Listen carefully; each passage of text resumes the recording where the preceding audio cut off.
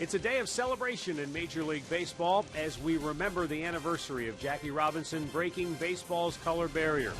But today it's also played against the somber backdrop of the events of yesterday in the Boston Marathon.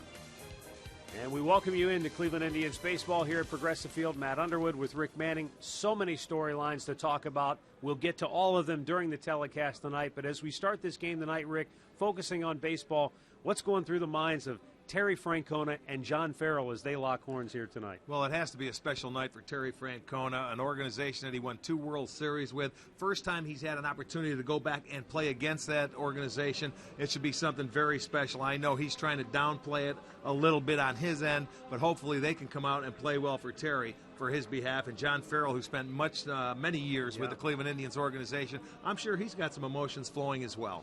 No question about that. And then tonight we are celebrating the 66th anniversary of Jackie Robinson breaking baseball's color barrier. And now Dick Enberg takes a look back at the man who proudly wore number 42. He was UCLA smart and Pasadena street tough, proud and handsome. The chosen one. Didn't get his chance till 28, prime years stolen, yet for 10 years, a dominant big league star. His crossing the color line was greeted with bold bigotry from fans, the press, opposing teams, and even his own Dodger teammates. His entire professional life riddled with hate and threats of death. All the while, his only emotional recourse in answering this inhuman test was to turn the other cheek. It demanded Herculean restraint. The only place for defiance and retribution was on the playing field, where Jackie could and did answer with aggression, hitting with authority and purpose, and sliding with menace. Oh yes, he played hard, all the while with a self-imposed governor on his heart.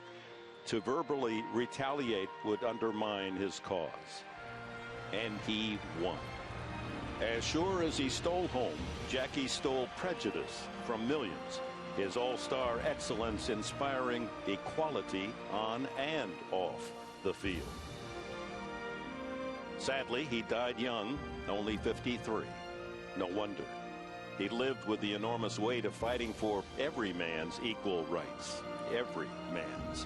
And he was still swinging at the very end. And I have been moved by the cause that brings so many of you out day in and day out, putting your lives on the line so that America can be free. So we pause today to salute an American hero, Jackie Roosevelt Robinson, an American heavyweight champion, knocking out prejudice and helping to win this nation's social freedom.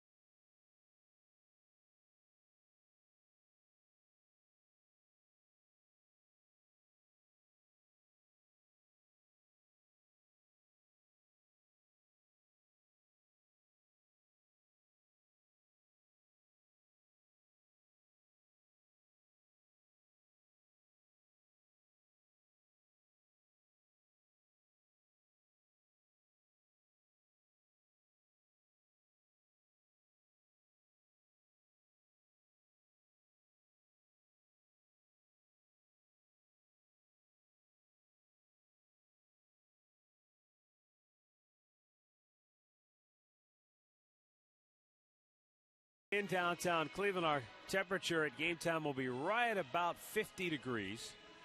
There was rain in the area. We had the tarp on for a good portion of late this afternoon, but we are starting on time as John Farrell brings his Boston Red Sox into town. They're off to a great start, won 3 straight. They're 8-4 on the year. And let's take a look at John's starting lineup as you see the flag at half staff before we get underway here today. For the Red Sox, Jacoby Ellsbury leading it off, then Shane Victorino followed by Dustin Pedroia. Mike Napoli in the cleanup spot, then Will Middlebrooks and Daniel Nava. Johnny Gomes, David Ross, and Pedro Siriaco will bat ninth. And on the mound for the Indians, Ubaldo Jimenez. He started the opening game here at Progressive Field against the Yankees back on opening day, and this is 7 days since his last start. And in his last start, he was rocked, but had a couple of side sessions, says he feels much better, so he will be matched up against the Red Sox this afternoon. Let's check out the Kia Indians defense tonight behind him. It'll be Brantley in left, Stubbs is in center, Rayburn in right, Chisenhall at third, Cabrera at short, Aviles at second, Swisher is at first with Santana behind the plate. Laz Diaz will call the balls and strikes. Tim Timmons is at first, Mike Winters at second, and Mark Wegner down at third.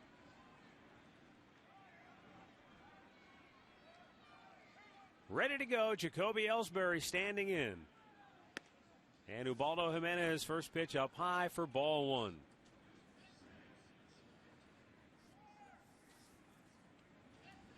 Ellsbury hitting .255 to start the year, but if he gets on, he is a threat. Already with 5 stolen bases.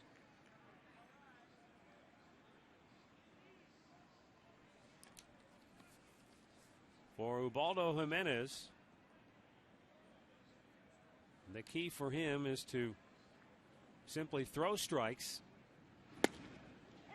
And also, you know, there was some debate as to whether or not the radar gun was accurate on opening day or on his first start, the home opener. Did that cause him to try and overthrow because he thought he said no, that had nothing to do with it. But obviously he did not look good in that first start here against the Yankees. Well, he said he couldn't get loose. Chopper up the middle.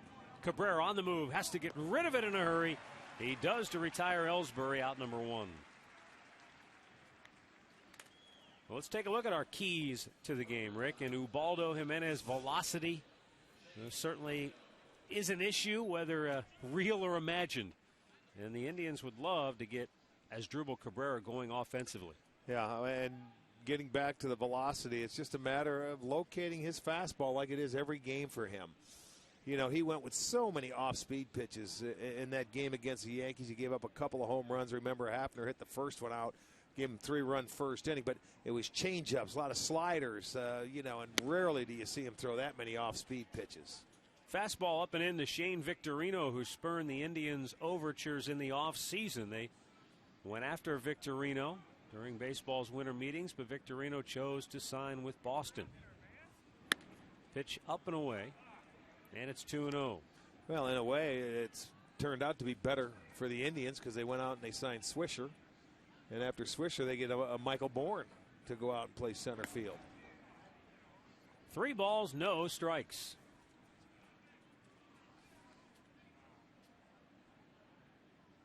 Victorino off to a good start with the Red Sox. In 48 at-bats, hitting over 300. 3-1 to count. And again, we get back to the issue of the velocity for Jimenez. 92 is still effective if you're able to locate it, throw it where you want to. And a full count now. 92 is plenty. It's a matter, 88's plenty if you know where you're going with it, if you can control it. Now the payoff pitch. Slap to short. Cabrera sets, throws, got him, 2 down. With more on the Indians right-hander starting tonight's game, let's go downstairs to Katie Witham. Well, Matt, this is Ubaldo Jimenez's first start since the Indians' home opener. He's thrown 2 extended bullpens where Indians pitching coach Mickey Callaway told me they really worked on closing his stride, which in doing so has really kept his tempo up and then also improved his extension and his follow-through. But as you guys both mentioned, the key for him tonight is to throw strikes. All right, thanks, Katie. A lot of mechanical jargon there, but the longer you stride, the longer it takes for your arm to catch up to you. Just watch him wind up, and you'll see mechanical. I mean, you can see why. He pulls the arm straight back. He long arms. He comes through, and there's a lot to get out of whack. And, you know, the easiest thing to do would be to stay short and compact. But watch, the arm comes out. It goes all the way down. He's got to catch up to it, and everything has to be perfect. It's like a hitter that has a big stride and his head drops 6 inches. It's still, you know, you got to be perfect to get it. Yeah, at the end of the day, no matter what you do before you release the ball, you have to get back to a certain spot to be in order whether for it to be you're effective. pitching, whether you're hitting, or whatever. You've got to get your arm out in front and throwing a downhill plane hitting wise. You know, your hands have to be in the right area. That's why everybody is different, but everybody's got to find that point that they can do it at consistently. Good numbers for Pedroia against Jimenez. And another 1-2. High with the heater. Well, this is one guy that loves the high heater. He can hit a high pitch with the best of them. Not a very big man in stature, but I'll tell you what, he swings it like a big man because he can get up on top of a high fastball. Slowly chopped to third. Chisenhall flips it over, and the Red Sox go 1-2-3. A good start for Ubaldo Jimenez. Boston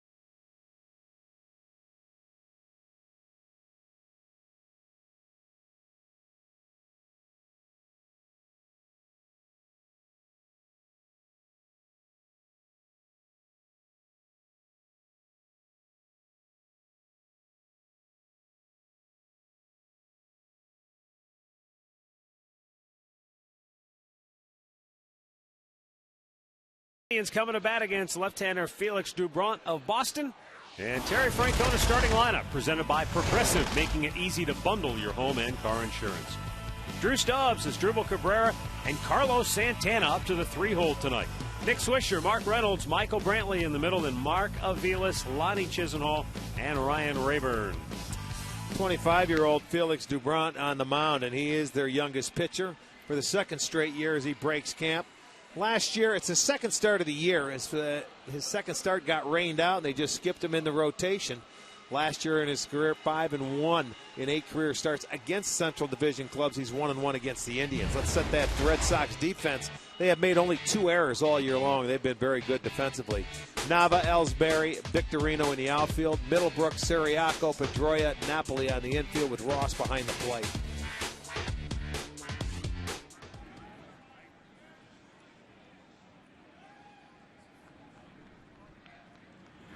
Drew Stubbs leading it off, looks at a ball up and away from the left-hander Doubront.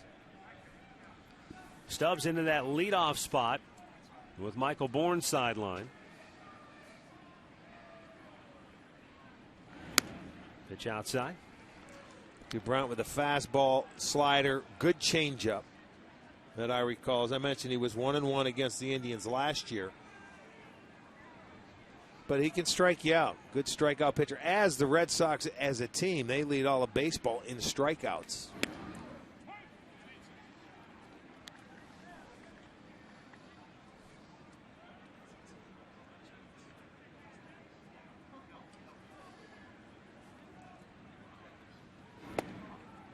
Down and in. He missed off the plate. And it's 3 balls and a strike. Well, Rick, you know that you're going to be without Michael Bourne for probably a week, maybe. You hope that's all it is. You don't know for sure until he gets the stitches out of that injured finger. Right. So Stubbs goes into that leadoff spot.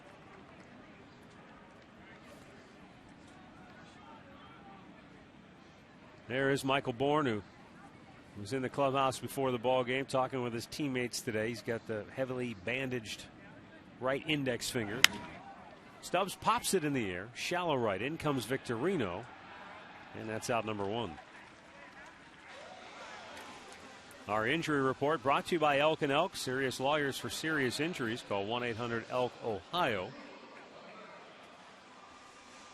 Bourne got 5 stitches in that right index finger. And, you know, the good news is they didn't put him on the 15-day disabled list, which meant that they would have lost him for at least 2 weeks. Now you have to believe that they'll figure they'll get him back before that. Otherwise, they would have put him on the DL. Yeah, you hope so, because now you're playing short again. You're down to that 24-man roster, and you have to wait and see. So obviously they feel like he'll be back in 4 or 5 days, maybe.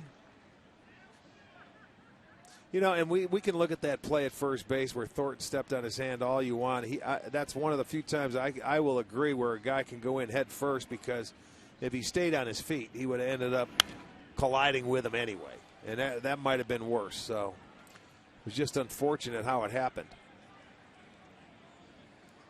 He ended up getting a base hit, and that brought the tying run to the plate in the whole 9 yards, but it's going to cost him about a week. Cabrera hits one in the air to center field. On the move is Ellsbury. On the track and makes the catch in the middle of the warning track for out number 2. But a much better swing, and hopefully that's a sign of good things to come for Asdrubal Cabrera. With more on the Indians walking wounded, let's go downstairs once again. Here's Katie.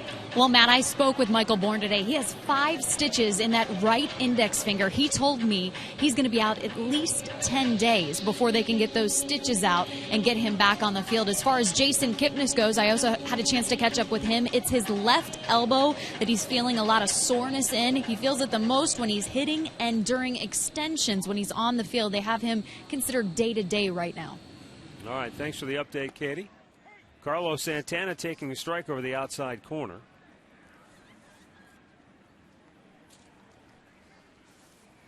Indians happy to have Santana back in the lineup, even with the loss of Michael Bourne, with Jason Kipnis on the men. 13 hits and 26 at bats for Santana.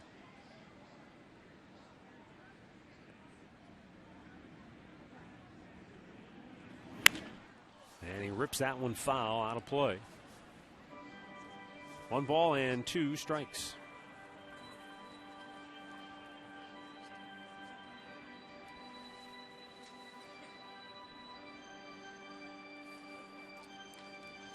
Out to the mound, David Ross to talk with the left-hander Dubront. Switch hitter Nick Swisher on deck.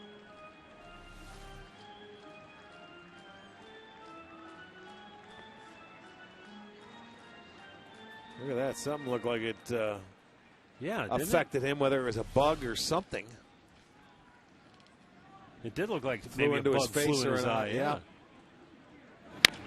Slow chopper by the mound. Middlebrooks cutting in front of Siriaco, and Santana is out number 3. So the Indians go in order. No score after 1.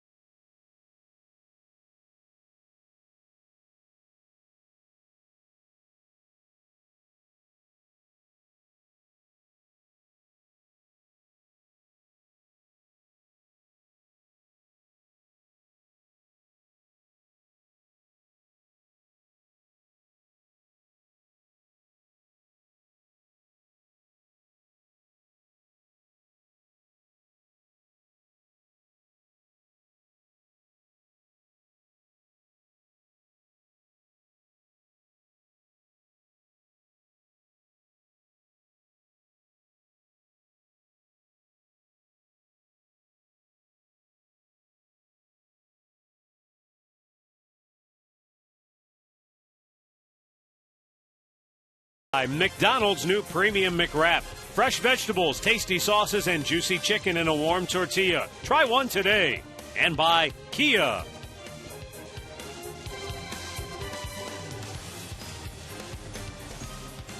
No score, second inning. Ubaldo Jimenez set the Red Sox down in order in the first. 3 ground ball outs. Yeah, that's what you like, ground ball outs.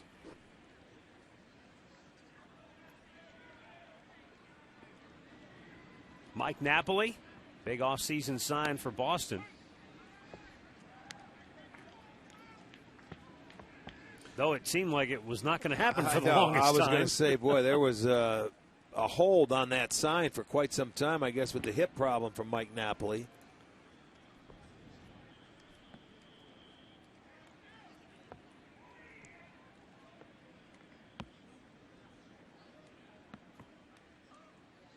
But definitely a strong guy, and he's got good power and has good power the other way as well. You know, so sometimes when you look at that monster, I saw yesterday he got the game-winning double to drive in the run. He was fooled on the pitch, and this guy's so strong, he kept his hands back enough, and he could play pepper with that wall if he ends up pulling it. But got the game winner yesterday against Tampa. Just missed the outside corner. And it can't count evens up at 2-2.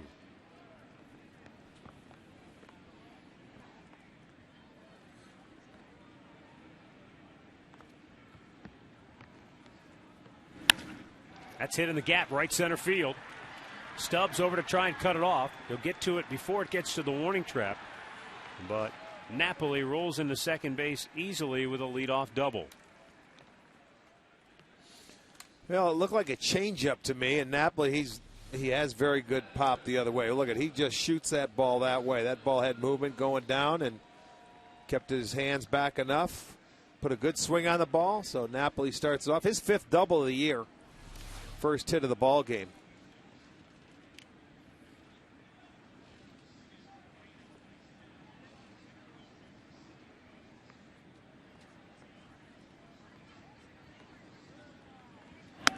Pitch up high to Will Middlebrooks.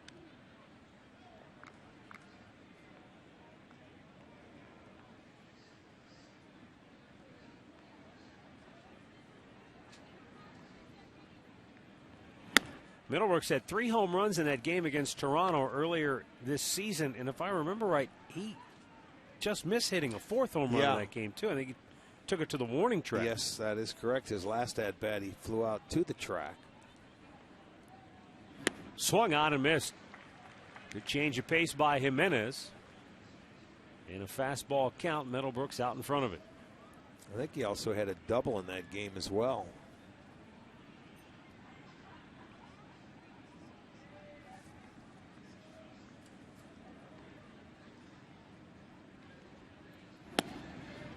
Fastball misses down low, and it's 3-1 now.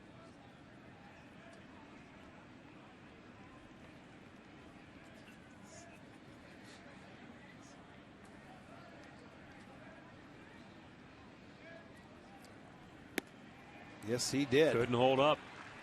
So both times he's had him in those dead red counts, he's gone to the off-speed pitch, and Middlebrooks has not been able to hold up. Well, not a bad idea, and it's an excellent pitch. That breaking ball away, you get into the fastball count. You prove that to the hitters that you can throw that pitch for strikes.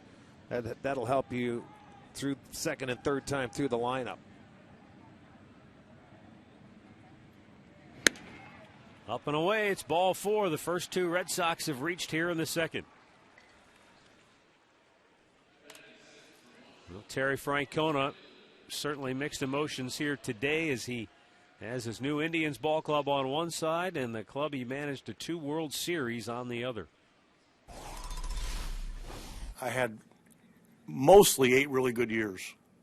I don't think I got it scripted the end the way it ended, but that's, you know, and you move on. Sometimes it's time to move on. And I'm really happy where I'm at here. And I think it's unfair to the players for me to kind of, like I said the other night, have like a nostalgia week. I mean, our job is to beat them, and it is them. And it doesn't take away anything that, you know, the people that I'm close to there's a lot of them. But I like where I'm at. I think they like where they're at. So everything's pretty good. And that's the game of baseball, man. You know, no matter how good you are, you know, you move around. And if you're a manager, you know, he had 8 good years. You managed in that town for 8 years, you had a nice run. Yes, indeed. So maybe it is time to move on, and we're very thrilled and happy to have him here in Cleveland. So, but that's the way sports goes. You don't last forever anymore with the same franchise or same team. 1-1 to count for Daniel Nava. At one time you did as a player, you know, that's what you strive for, to stay with the same organization. But once free agency hit, that pretty much took care of that.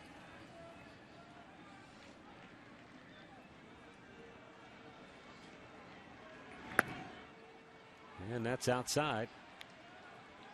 2 balls and a strike. This is what you want to see, is Ubaldo from the stretch, because sometimes he can become a different pitcher from the full wind up to the stretch.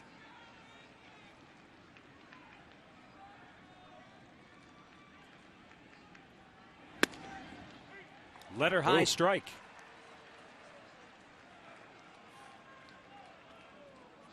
Might have been a gift call here. Well, look at that. That's up above. That's letter high. So that's the old school strike zone right there. The high strike zone. That's when I played. You'd swing at that, though. I wouldn't take it. Breaking ball, swung on and foul tip. Jimenez gets his first strikeout, 1 down here in the second. Here's our stat of the game, brought to you by your Northern Ohio Buick dealers. Terry Francona, one of just 5 managers since 1991 to win a World Series in his first season with that team. Jack McKean down with the Marlins, Bob Brenly in Arizona, Jim Leyland with the Marlins, and Joe Torre with the Yankees. How do you top that? Your first year managing, you win the whole shooting match. It might be time to retire. You can't do any better.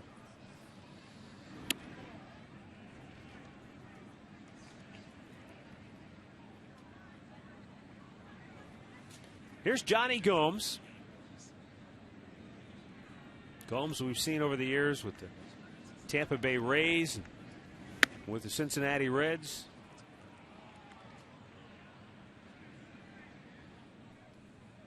Just kind of a gritty player. Well, this is one guy. You can't throw hard enough for him. The harder, the better. Breaking ball in for a strike. This guy loves it in. He'll turn on it. Yeah, you better make sure you get your off-speed pitches down and over for strikes.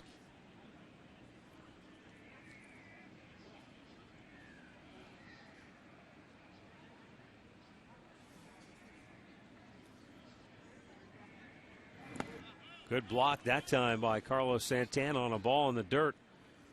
It's 3-1 to Gomes with David Ross, the catcher, waiting on deck, and a lot of pitches piling up for Jimenez. Only 18 strikes against 17 balls so far.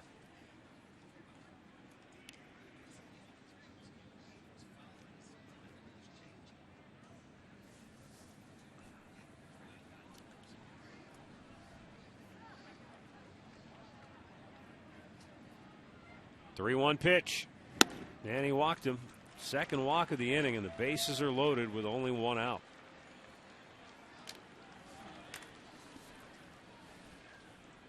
The batter will be David Ross. Off to a slow start. 2 hits and 12 at-bats. Mickey Callaway already having to make a trip to the mound. And this is what is so baffling with Jimenez. And this will happen inning to inning, start to start. 1, 2, 3 in the first, looks like he's free and easy, and he comes out here in the second. He was free and easy, and then the first hitter, he's out of the stretch. And then after that, now the walks are coming, and you see everything's upstairs. That at-bat against Nava, when he called the 2-1 strike upstairs, made him swing at that high slider on the second one. So he caught a break on that one, and he's been upstairs with everything because his arm's not catching up to him out of the stretch. Everything seems to be up, and that fastball, he's not commanding it.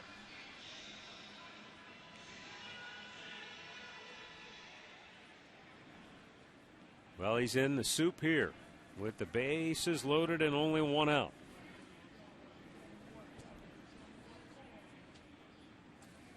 David Ross takes it's up high, ball one.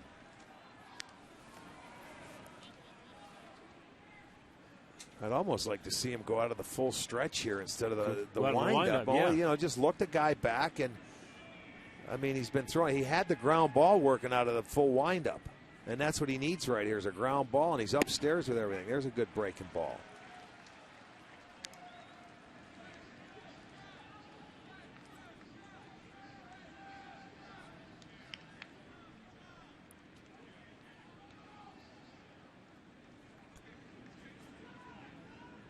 The 1-1.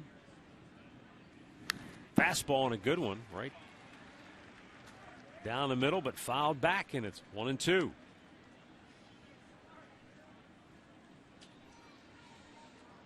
Napoli, who doubled to start the inning, is at third. Middlebrooks, who walked, is at second, and Gomes just drew the walk at first.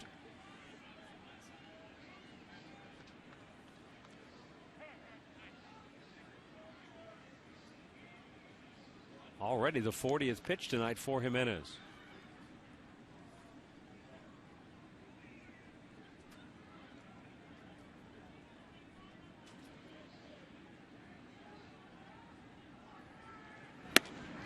Just a bit outside, and the count evens at 2-2.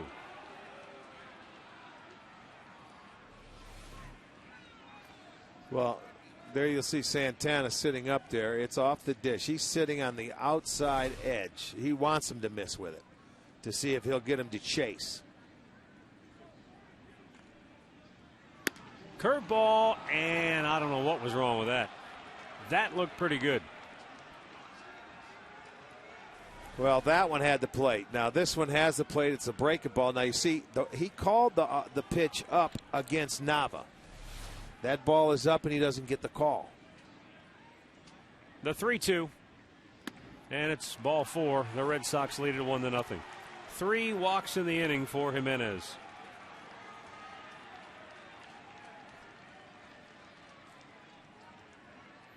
And you're down to the bottom part of the lineup when you're throwing 2-2, 3-2 breaking balls. What's wrong? I mean, go with them, challenge them.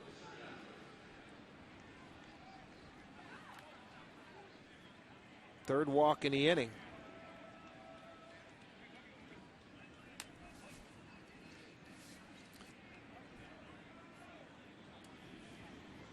Well, here's Pedro Siriaco, the shortstop. And a fastball in for a strike.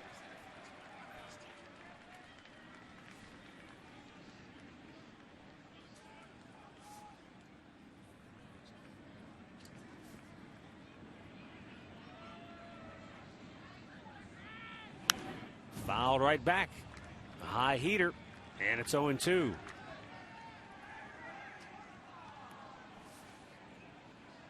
So back-to-back fastballs, both at 94 miles an hour. Where was that in the last couple of batters? That's the perplexing part of it. That's what you shake your head at. And Ross is a guy that was hitting, 167. Line drive to right. Rayburn makes the catch. Here's the throw, cut off, and the Red Sox lead it 2-0. Siriaco gets his second RBI on an 0-2 pitch. He's able to line it to right to get the run home from third.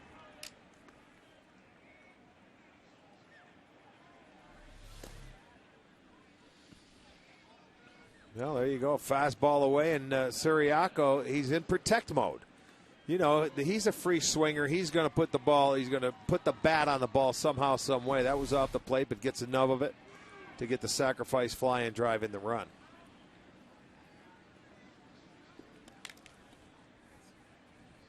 So Boston leads it 2-0.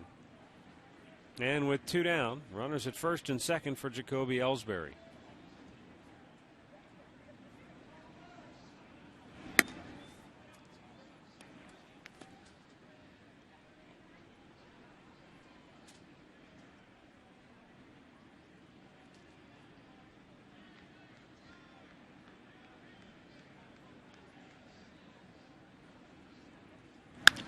Smashed up the middle, off the glove of Cabrera into center field. Scoring is Gomes. Ross will go to third. Heck of an effort by Asdrubal Cabrera. To be honest, off the bat, I didn't think he had a chance to get to that ball. He did get leather on it, but that ball was scorched by Ellsbury. Yes, it was. He got leather. It was hit too hard. He couldn't control it. Thinking fastball going away, and look at that ball was by Cabrera, but he made good effort. So they continue now with the 2 outs. 2-out hit by Jacoby Ellsbury, and I'll tell you, when the Indians have struggled this year is when they've given up a lot of 2-out hits. Well, the 8th man to bat in the inning is Victorino, and Ellsbury just took off, and he's down at second. Well, his 6th stolen base of the year. When you're a guy like Ellsbury that can steal, it's going to be a track meet, especially off Jimenez. And you can see Victorino just, he's going to take it all the way. Now the 1-0.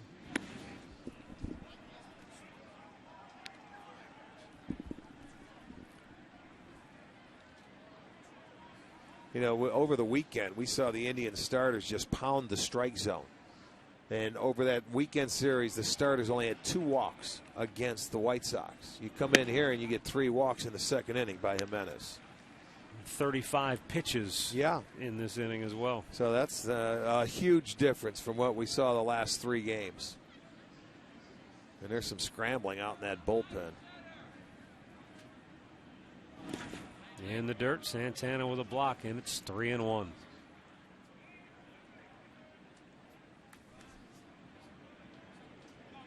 Cody Allen looks like he's going to get up and start to get loose.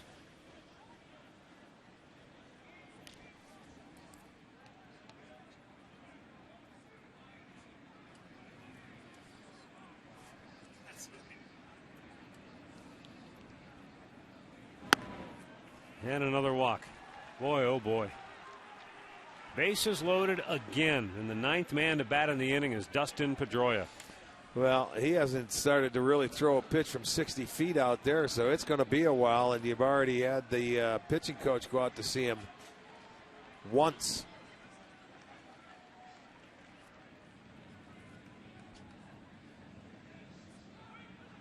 So this is on him. And, you know, that's what he did in his last start. The Yankees, a 3-run first inning, and he couldn't stop the bleeding after that. Pedroia taking a strike.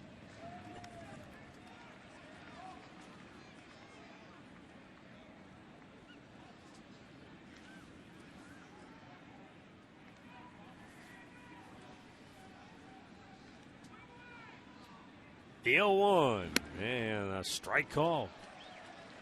Nothing into the count.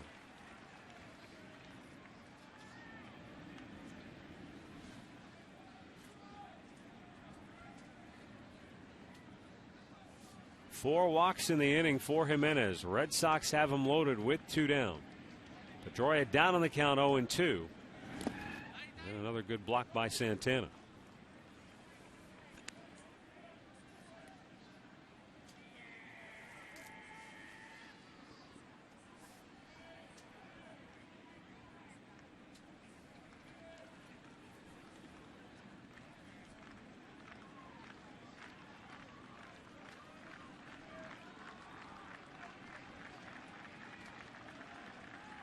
Now the 1-2, and that's too high.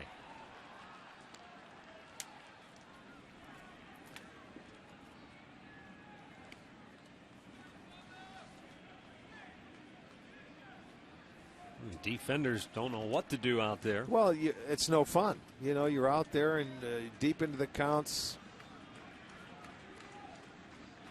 2-2 offering.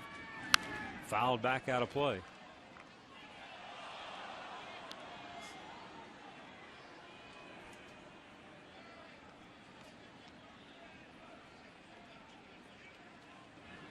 You know, what a different inning this was from the first inning. Came out aggressive out of the stretch. 3 ground ball outs and how many pitches? 15 pitches. There you go.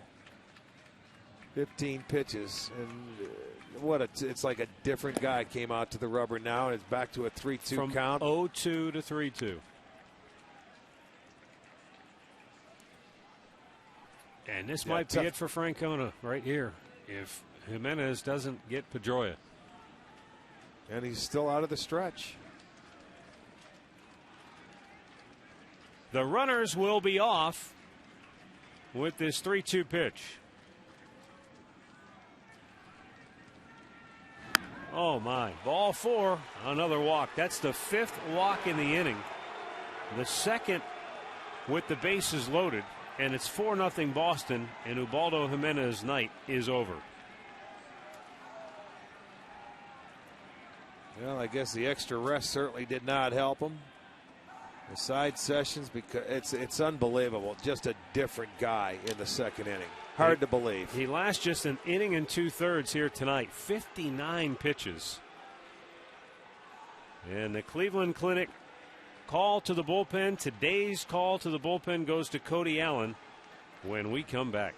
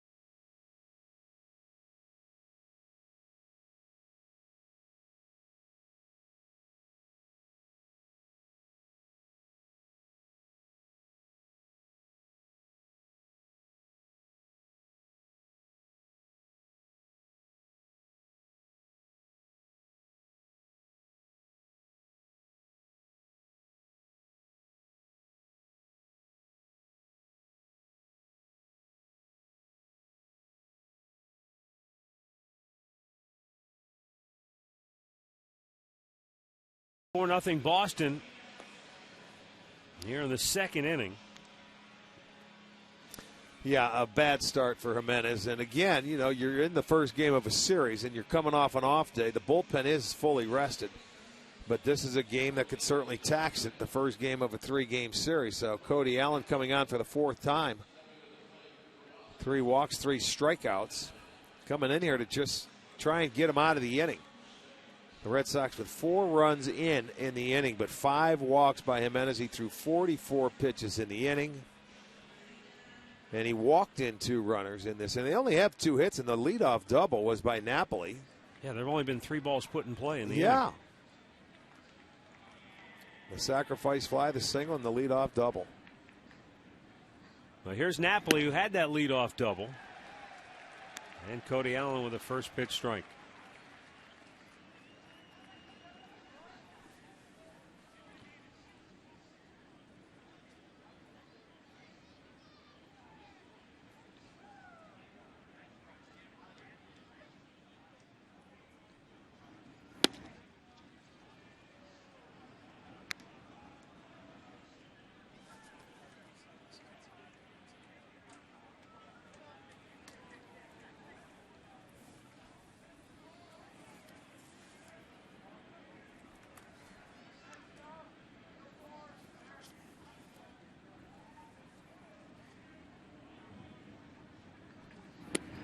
Down low, 2 balls and a strike. You know, the theory in baseball is that you don't push the panic button in the month of April. But at what point do you look at a starting pitcher who's given you 12 innings and 3 starts and say, hey, we got to think about something else here? Well, they got to work with him and try and get him straightened out. Again, out of the stretch, he was terrible. He was 2 different pitchers in 2 innings. 15 pitches in inning number 1. He came out free and easy. 3 ground ball outs. You're thinking, okay, good. couple of breaking balls. He moved his fastball around. This inning, he was all over the place. Breaking balls here, and then you get to the bases loaded. He stayed out of the stretch where he had a tough time throwing strikes. Why not at least try to go back out of the full windup where you had some success in the first inning to get out of it? And no, it was terrible. Check swing foul, full count. It was terrible. I mean, they had an extra side session with him. They moved him back. You're on 7 days rest. And, you know, it was, I don't know. That's hard to answer. Sure, it's got I guess he's the only one you can ask the questions to and that can answer it. Because I certainly can. I'd be curious to see Mickey Callaway's answers. He might not have any either. I mean, at the end of the day, it's that guy out there with the ball. It's got to get the job done. Payoff pitch. Runners go. High fly ball. Deep left center field. Back is Stubbs. On the track. It's off the fence. That's going to plate 3 more. And it's 7-0 Boston. So the second straight start, Jimenez has given up 7. It's a 3-run double for Mike Napoli, his second double of the inning. And all the runs charged to Jimenez. Yeah, there's a full heater coming down middle in, and you know what? He hit the changeup to start this inning away to right center. You throw him a 3-2 fastball. He turns on this one off the scoreboard. They might be lucky that stayed in. So they do damage, and you talk about a big number on the scoreboard. A 7 spot. Cody Allen fires a fastball by Will Middlebrooks.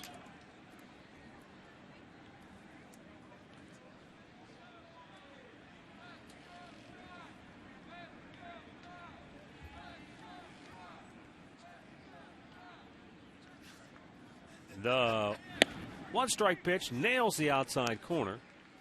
And 0-2 the count.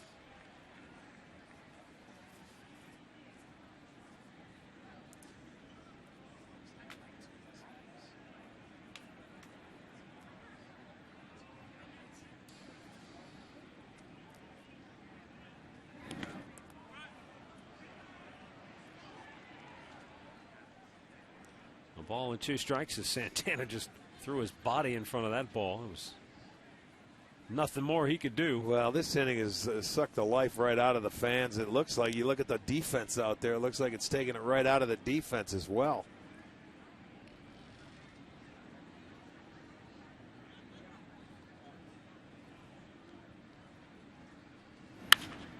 Ripped foul. This is close Tommy to being Bowe a probably half hour. has the stopwatch. He does. It's 20, almost 27 minutes. And you know, it'll be almost a half an hour show with no commercial breaks, folks. So stay tuned. The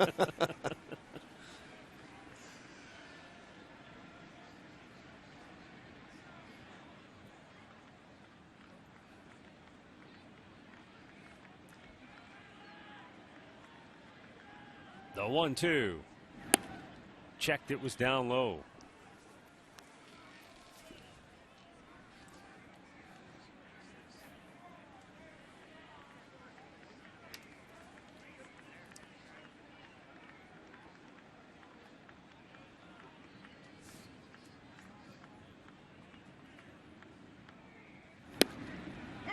Now he rings him up. So the inning is over, but Boston explodes for a 7 spot here early.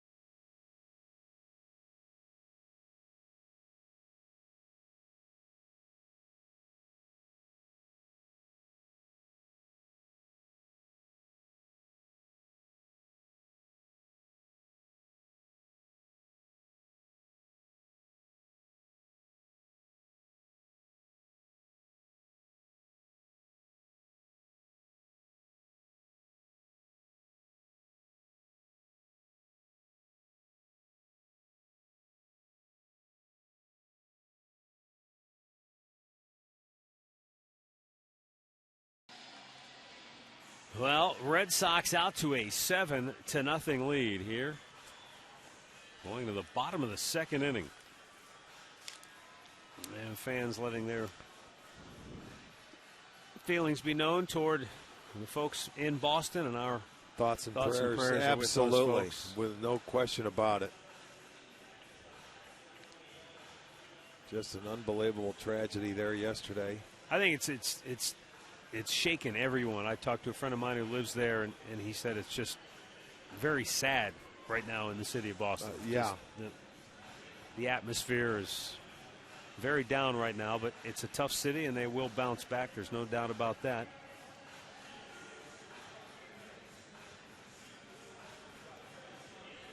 Nick Swisher, Mark Reynolds, Michael Brantley due up this inning for the Tribe. Nick Swisher batting .270 with a home run, 4 driven in. Well, I guess now you say, all right, go out there and be patient, see if he can find the strike zone. He's been on the bench for a half an hour. Hasn't thrown a ball, but he comes right out and throws strike one.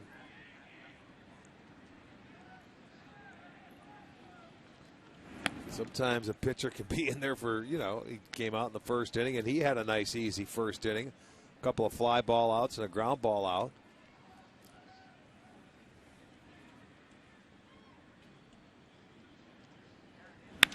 Ripped to center field, a base hit for Nick Swisher. So the Indians get their leadoff man aboard.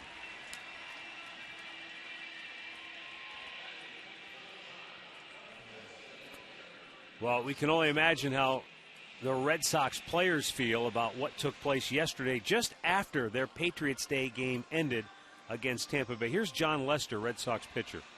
I think that's what makes Boston such a special place. These people up here are resilient, and they're gonna make, I would imagine, next year even better. And like I said, that's what makes this a special place. Is they're not going to back down and say, you guys ruined last year. You're not going to do it again, and make it a better day. Lester, who makes his home in the city of Boston.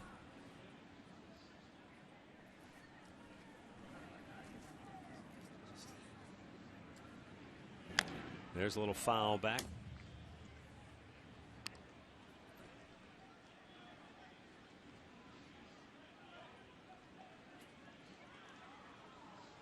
I think the strange part of yesterday for the Red Sox players is, just think about their mindset. They just came off a high, a big thrilling win against Tampa. I think it was a walk-off win, right? Yeah, it was. They get on the team bus. They're on their way to the airport, and for those of you who've never been to Boston, you need a police escort to get a bus to the airport there because the traffic can be especially on Patriots Day when everything in the marathon's so being they've got the police escort is leading them to the airport, and all of a sudden the police escort just peels off and leaves them. And the bus driver kind of looks around and says, well, that was odd. Where'd he go? Players notice that he's gone, and then within seconds they see a police car, an ambulance, a fire truck, all passing them in the other direction, sirens blaring, and then one after another, and they all start looking at each other like, what's going on here? Then the cell phones start going off, and of course that's when they found out what had happened. And then throughout the social media, by the time they know what's going on, they're at the airport boarding a plane bound for Cleveland, but all of them have family members and friends who are in Boston, and imagine their feelings like they're leaving, but they don't know what's going on behind them. Right. So it was very disconcerting for John Farrell and his entire club. But almost, I'm surprised they got out of the airport yesterday when they did. I think they let them fly out. I think there was some concern they might not. Right. They weren't sure exactly what was going to happen. Because this game would not be played if we were heading into Boston today. That's for sure. No way. Payoff pitch. Reynolds pops it back. Put a good swing on that one. Just missed it. Celtics had their game canceled last night and not going to be made up. Or was it today? Today or last night? It was today. That game was called off, and it will not be made up. The Celtics will, next time they'll be home is like game 3 of their series against the Knicks in the playoffs. Payoff pitch. Reynolds fouling it over the top of the Red Sox dugout.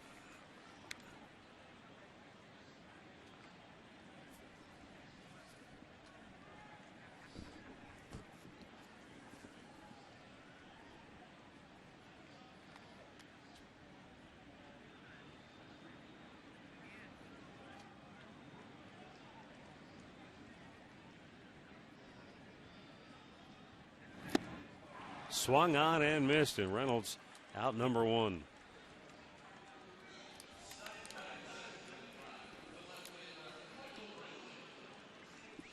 Here's the Firestone Complete Auto Care Extra Mile. And the Extra Mile Index shows us that the American League starters' ERA is topped by the Boston Red Sox. And certainly you don't win any awards for that in the middle of April. But they have to be pleased because I think there were question marks for them. You know, will Lester bounce back? Will Buchholz be back? Well, and Lackey already had the issues. They had to walk off the mound because of a strain in his right arm. But, you know, their bullpen looks like it could be awfully good. They put Hanrahan on the DL today. And they called up Stephen Wright. Stephen Wright, former Indians farmhand. Knuckleballer. Ripped to right field, and Michael Brantley's got a base hit. It kicks by Victorino, who did a terrific job to barehand that ball. And he holds Brantley to a long single. It kicked across his body, but he was able to grab it with the bare hand. It checked up on him.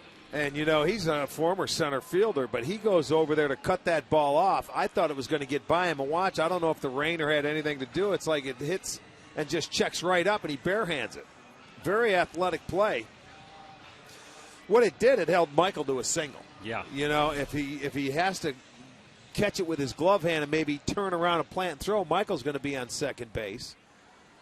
But he hustled over there, held him to a single. It's first and third now with 1 out.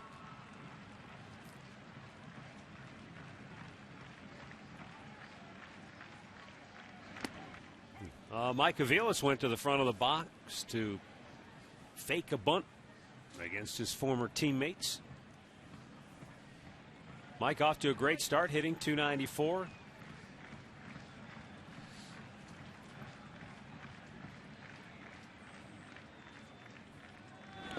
Both he and Ryan Rayburn have filled in, and they've probably filled in more than anyone would have envisioned this early in the season because of various bumps and bruises and guys being nicked up. But they've done a terrific job, both of them. What you just said, that statement, at this point of the season, I think Francona envisioned these guys playing a lot or trying to get it, both Aviles and Rayburn at bats. But you're right, not this early in the season. There's a drive right field. Victorino on the move, makes the running catch, hangs on.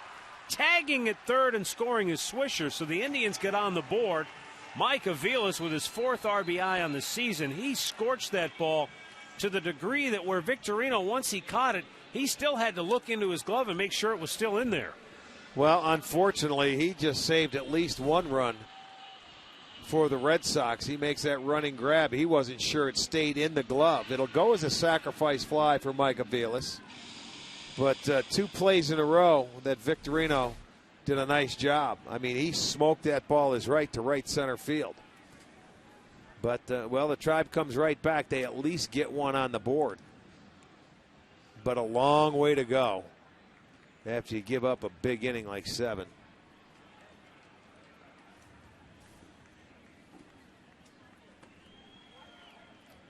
Lonnie Chisenhall with 1 on and 2 out.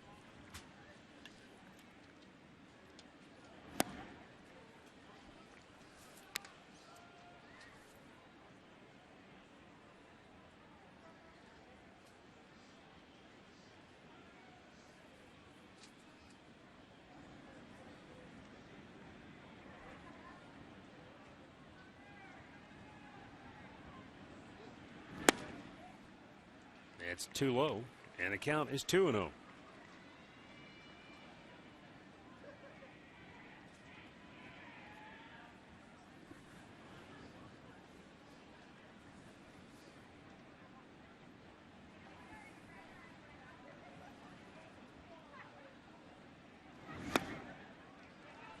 All right, 3 balls, no strikes.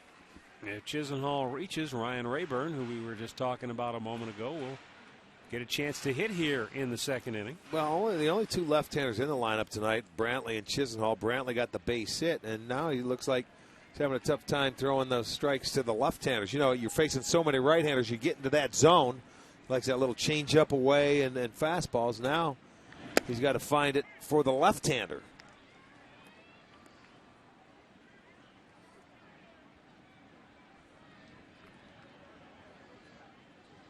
I'm sure some pitchers feel differently, but a lot of guys don't mind it if you stack the lineup one way or the other against them, because, as you said, they just get into their groove and they go.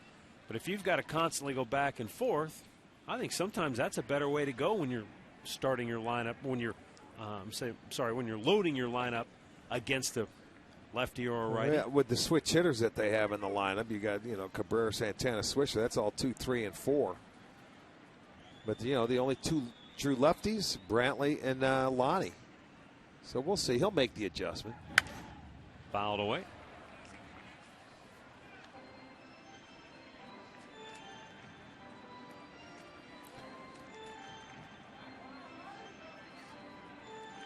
(7-1) Boston here in the second as the Indians try to climb out of a big hole tonight.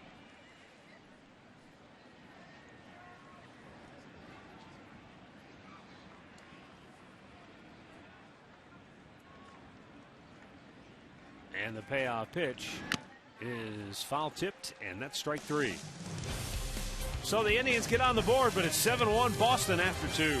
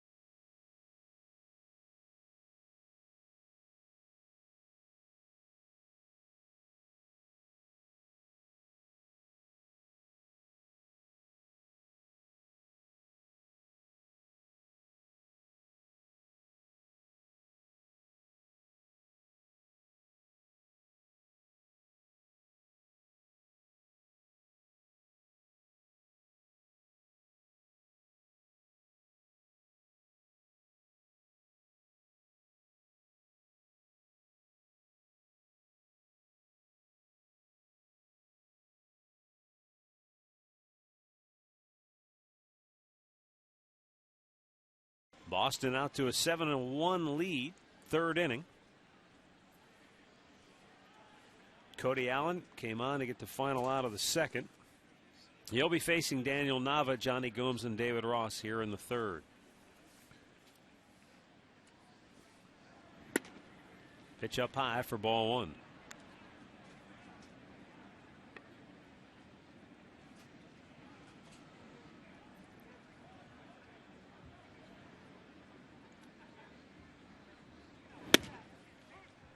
Belt high fastball for a strike to even the count.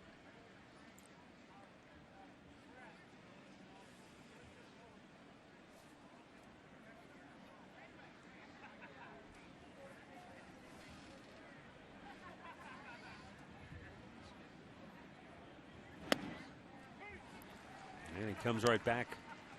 Another good heater to go ahead in the count now.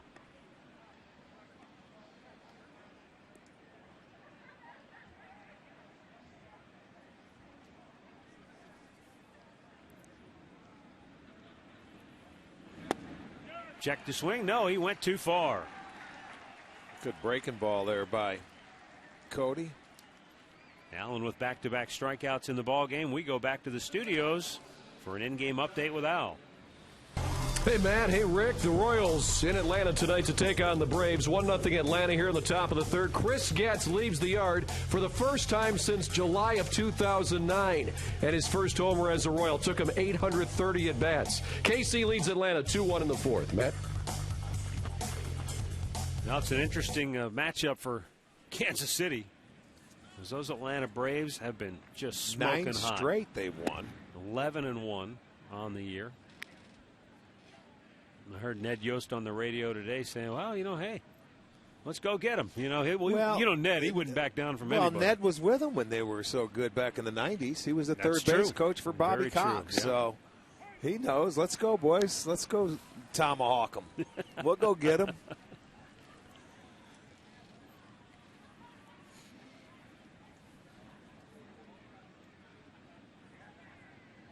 Johnny Gomes awaiting the 1-1 pitch.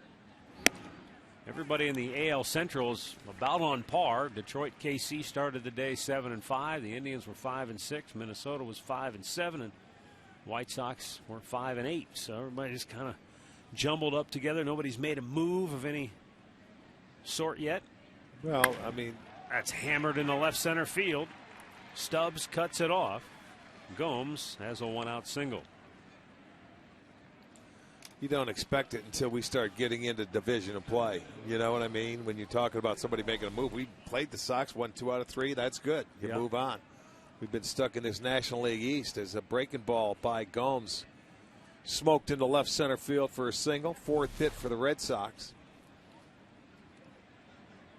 Gomes walked and scored. They got some beards, don't they? Yeah, they do. Gomes, Pedroia. After the game, getting ready to go build a house. They do. right. Those are the things. That's like Stanley Cup time, man. You know, when you playoff beard. Yeah. Hit hard to third and by Chisenhall. Down the line, Brantley over to cut it off. On his way to third is Gomes. So ball was hit hard, but Chisenhall unable to knock it down. And so the Red Sox have him at the corners with 1 out. Well, he throws that low fastball down and in that Ross smokes. Chisenhall gets over there. I thought he had a chance on the backhand side, but it just gets under his glove. That thing was hit sharply.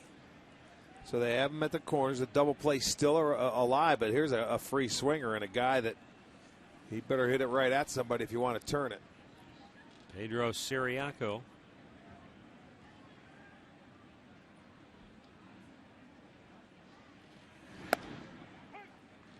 And a first pitch strike.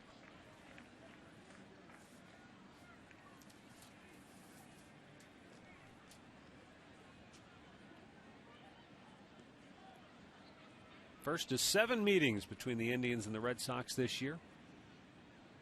Tribe will be in Boston for a 4-game set in late May.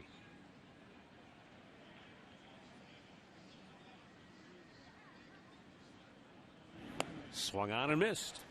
When's the last time we've gone to Boston and haven't had a 4-game set? It does seem that in Baltimore. Baltimore, the 2 teams. It seems like every year, and we're going to have to check it out because it's going to go back a ways. We've had 4-game series in those 2 cities for a long time. Here's the 0-2. Got him to go chase. And that's 3 strikeouts now for Cody Allen, 2 here in the inning. And with 2 down, Jacoby Ellsbury will be coming up with runners at the corners. Our trivia question is always brought to you by AT&T.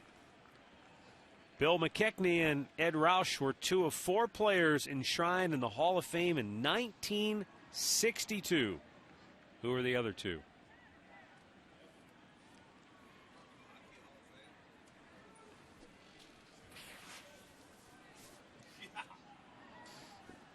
Jacoby Ellsbury knocked in a run and scored in the second.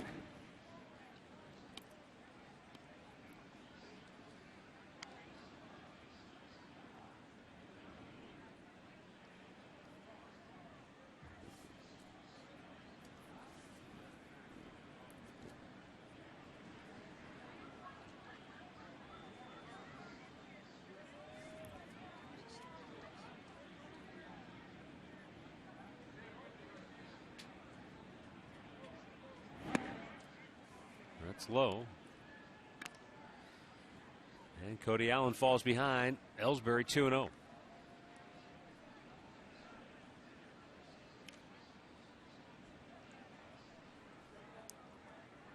Gomes, who singled with one out. Ross, who followed with a base hit, are the base runners. And the 2-0 to Ellsbury. Ripped the first. Oh, what a backhanded pick by Swisher to retire the side. Couple of hits in the inning and one ball smoked, but no runs for Boston. Middle of the third. Red Sox on top by a half dozen.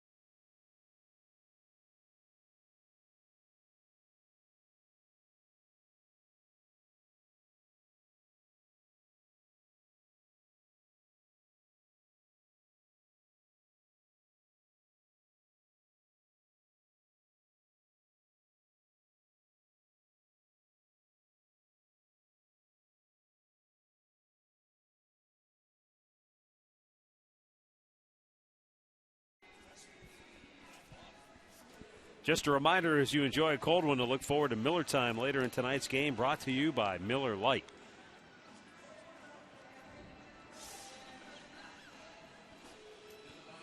(7-1) Boston as we go to the bottom of the third, folks.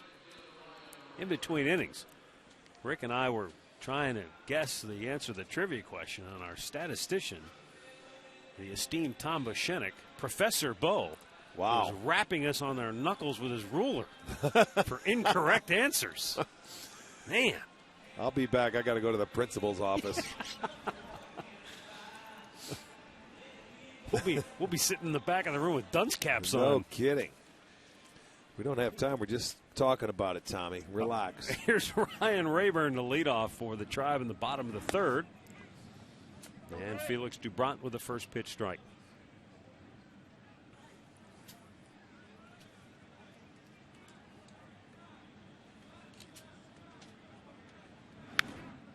I heard a stat today that was somewhat interesting. The Red Sox, with Lester and Buchholz pitching, they've each made 3 starts, are 6-0. Last year, they didn't get their 6th win between those two pitchers until game 32. Well, that goes to show you the importance of those two guys towing the rubber and going out there. And so 20 games earlier this year, they already have 6 wins with those two guys. And that's, as you said, that's got to be a big part of their success formula this year. Yes, it is. Now they expect to get David Ortiz back in their lineup He's maybe out by this weekend. Yeah, he's out on rehab. You know, Boston, after losing, 90-plus games last year, they didn't know what to expect. They get new manager John Farrell. They made the trade. He was with, of course, the Blue Jays to get him back. And, it was a nightmare for him last year with Bobby Valentine over there as the manager. I think a lot of teams picked them to finish last again. But when you look at their overall roster, and they did go out and make some additions, and if those guys can come back and pitch well and do it all year long, there's no telling what they can do. Good pitch. And Rayburn is out looking. That's 3 strikeouts for Dubron. With more on the status of David Ortiz, here's Katie. Well, guys, John Farrell said today that David Ortiz, he's dealing with a bit of a spasm in his left heel. It's not related to that Achilles injury he suffered a year ago, but it happened and kind of became a little bit more aggravated when he was riding a bike and running. They're just kind of being more cautious than what they would, and they expect him to be back in the lineup Friday night when they head back home.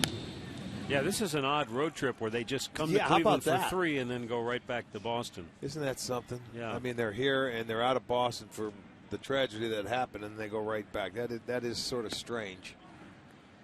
But I understand what they're saying. When they get Ortiz back, they want him there. They don't want him to come in and out with this heel issue. Yeah. Because of what happened last year with the Achilles. So you make sure when he comes back, you can plug him into that DH spot. Drew Stubbs takes a strike, and it's 2-1.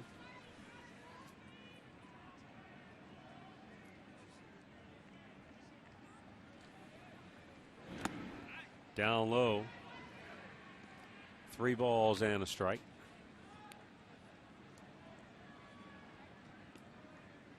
Red Sox winners of 3 straight. They come in 8-4. After sweeping Tampa, you just can't score. Swing and a miss. And a full count.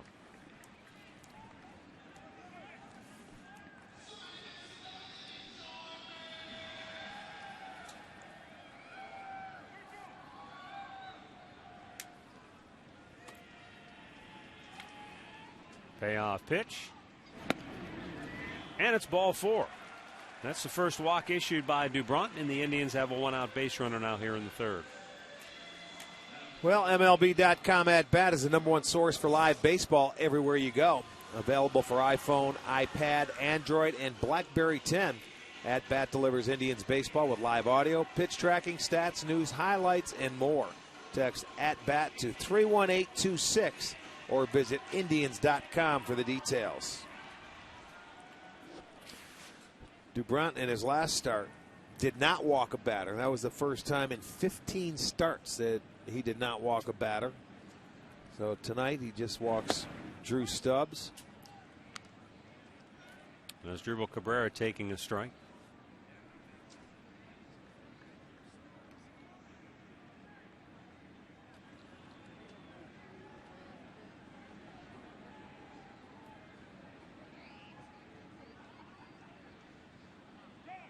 Time was called. Now, of course, John Farrell was the pitching coach for Terry Francona in Boston. And then when the opportunity came up to become a manager and go to Toronto, John said that Terry was very supportive and very encouraging, and something that, you know, he'll never forget. Well, that's what you get into the game for, a lot of these guys. You don't come to get into coach. I mean, some do. But you have aspirations to manage in the big leagues, and when that opportunity comes up, you've got to go and at least try it and pursue it. I mean, a lot of people have to go through the interview process to get there, and once you do, you finally get there, and hey, people in Toronto didn't like it. Johnny, they went to Toronto after we did, and they were waiting for him to lynch him up there in Toronto because they felt, you know, he was going to his dream job in Boston where he was the coach, and they succeeded, and they were ready to hang him, but they played well up there in Toronto. Well, in Toronto, John did well. He just never really got over that proverbial hump. They were about 500 every year under him. They just couldn't get any traction in that tough, rugged AL East. They wouldn't spend money. They were in the American League East, and they had pitchers go down. They didn't have their pitching staff to compete. Yeah, there. Last year was a disaster Sure in terms of it was. I mean, all of his pitchers went south. They got hurt.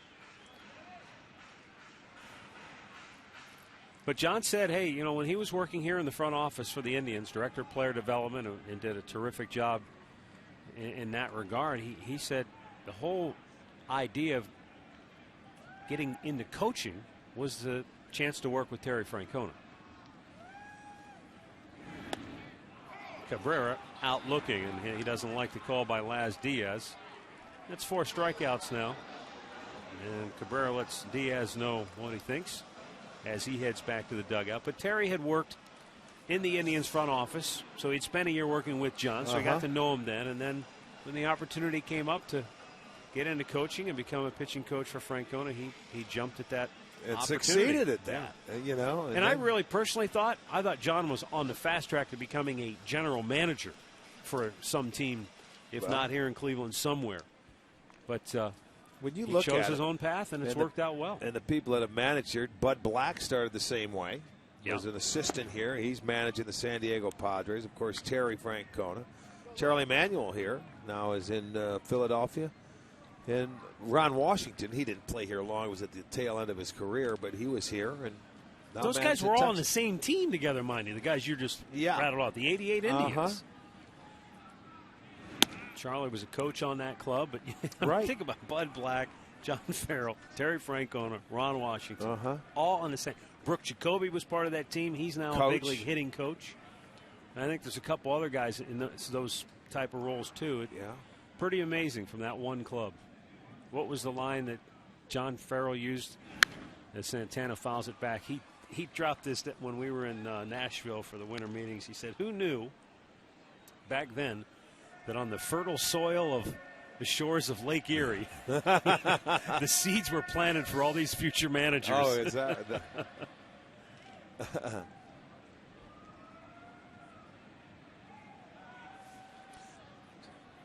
Two down with a runner at first, and Carlos Santana lifts one foul over near the dugout. Napoli can't get to it.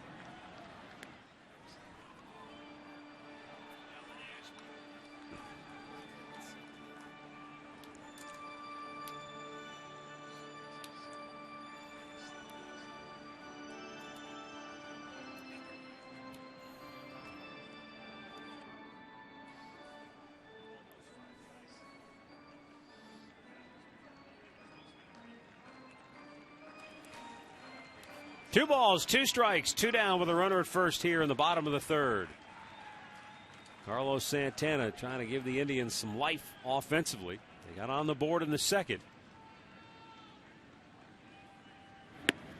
And a little bit low, full count.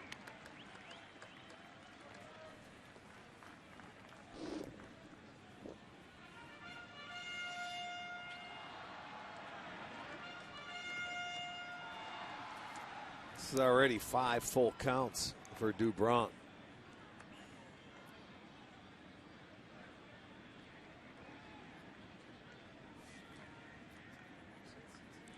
Stubbs off with the payoff pitch and a swing and a miss to end the inning. So Felix Dubron with 3 Ks in the third, 7-1 Red Sox.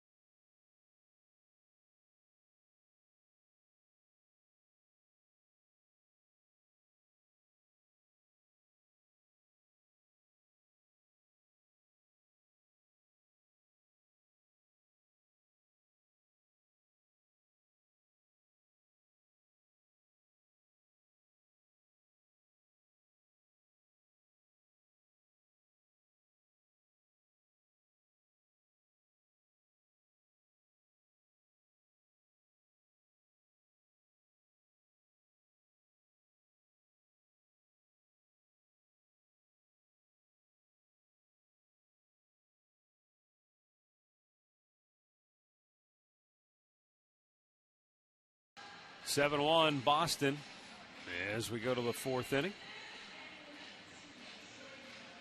Shane Victorino, Dustin Pedroia, Mike Napoli due up.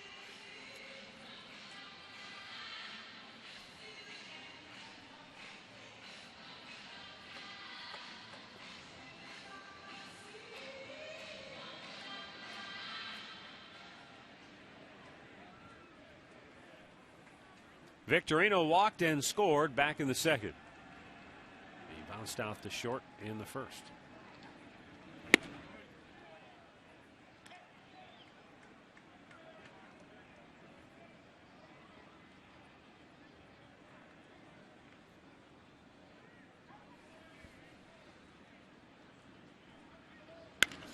Bounced towards second base.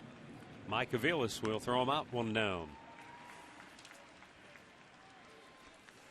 Well, there's still great seats, great values for the rest of this series against the Red Sox. We will close it out in a couple of days. Don't forget, 12-ounce beers are now only $4. Hot dogs only $3 for every home game.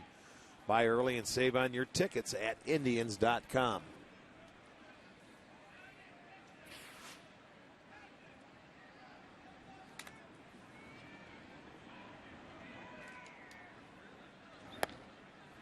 Dustin Pedroia looks, ball called strike.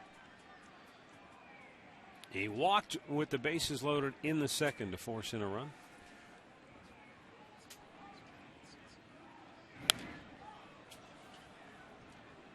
Nothing into the count.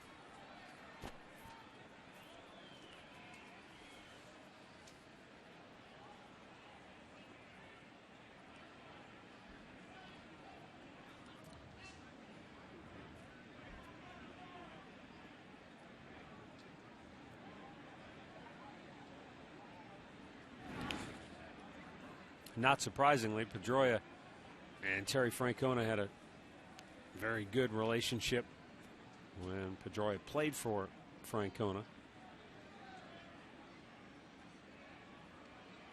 Pedroia said they were always cutting on each other, you know. And Francona has a way about him where he can go into the clubhouse and be one of the guys, and yet still be able to bring the hammer down on somebody when need be. Yeah. Line drive over the head of Swisher into right field. Pedroia takes a quick turn, but he's not going to think about second base. He'll hold with a 1-out single. Here's the AT&T Uverse rewind. Mike Napoli with a pair of doubles. His double started the downfall of Ubaldo Jimenez in the 2nd inning. And then finished it. And then he finished the inning with a 3-run shot off Cody Allen. Funny, he took the changeup to right center field to lead that inning off, and then hit a fastball in off the wall to drive in 3.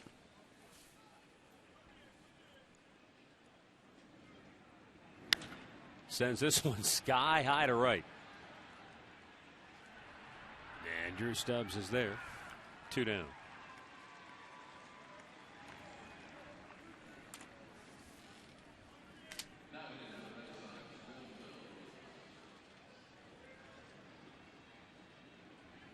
Like I said, Stubbs, that's Ryan Rayburn.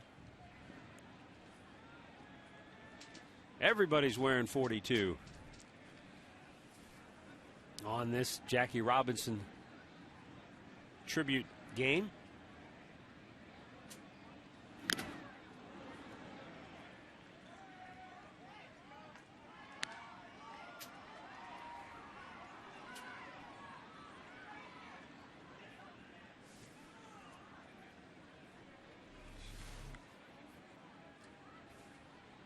That hit the tip of the glove from Santana, goes right into the mask of Laz Diaz.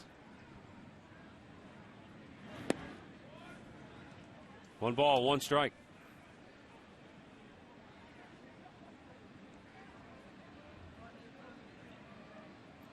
Apparently we caught a break here this evening. It looked like we were going to have a rain delay to start, but the rain skirted just south of Cleveland. And evidence of that is in Pittsburgh, where they're now on a rain delay against St. Louis. And they were in a rain delay in Cincinnati for a while. They're just getting ready to start that game.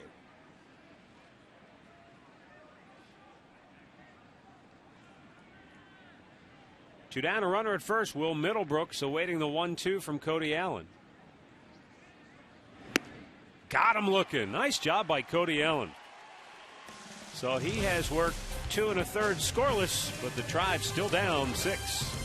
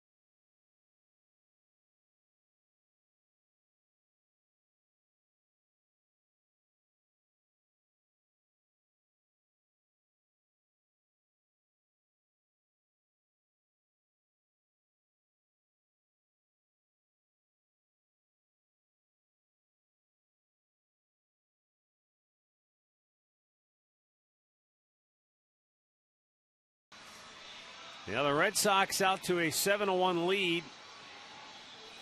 Bottom of the 4th inning. Heart of the Tribe order. Nick Swisher, Mark Reynolds, Michael Brantley coming up here. Felix Doubront allowing 1 run in that 2nd inning. Coming on a sac fly by Mike Aviles.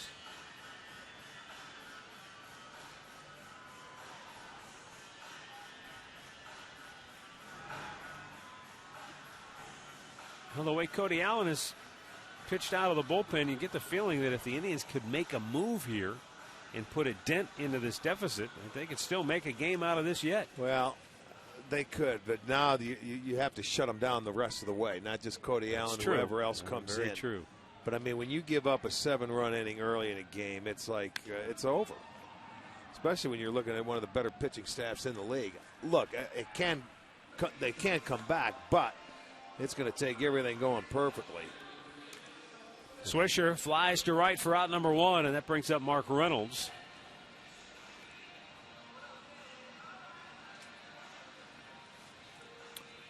Reynolds struck out his first time up.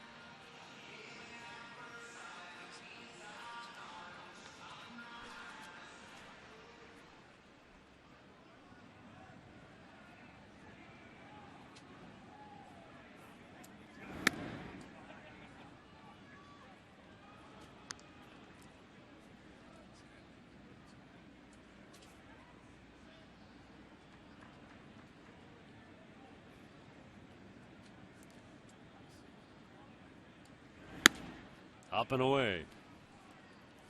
2-0 the count.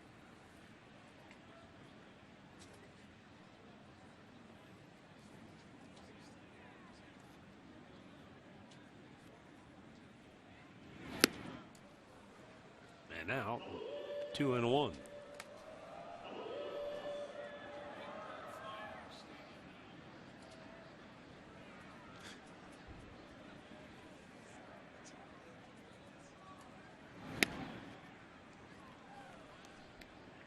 Three and 1 to count. You can see Doubront doesn't want to just groove one in there to Mark Reynolds.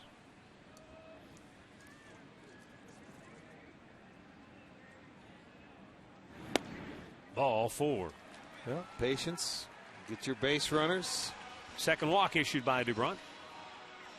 Right now on FoxSportsOhio.com. Sam Amico says it's time for the Cavaliers to give something back to the fans. Get a report on what happened as the Browns opened minicamp today and see how the Buckeyes look as they head into 2013. Complete coverage of all today's action involving Ohio sports on foxsportsohio.com. One on, one out. Michael Brantley to the plate. He had a base hit to right field his first time up. And that took off, and out to the mound goes David Ross to talk with Dubron.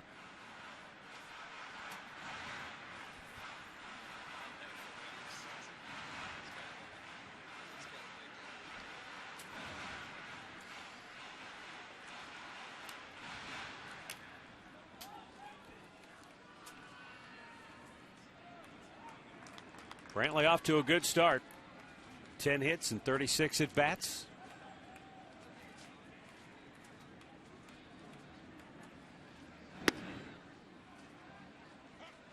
And that evens the count in 1-1.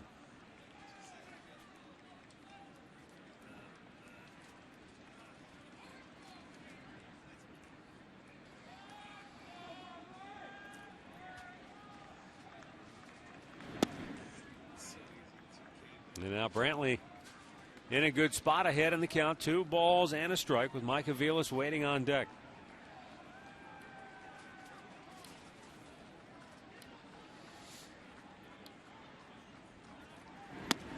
Up and in. 3-1. As the saying goes, you're down, you need base runners. Yeah, you take them. If he wants to give you a couple, that's okay. This is the part of the lineup that did it back in the second inning. We were able to come around and score.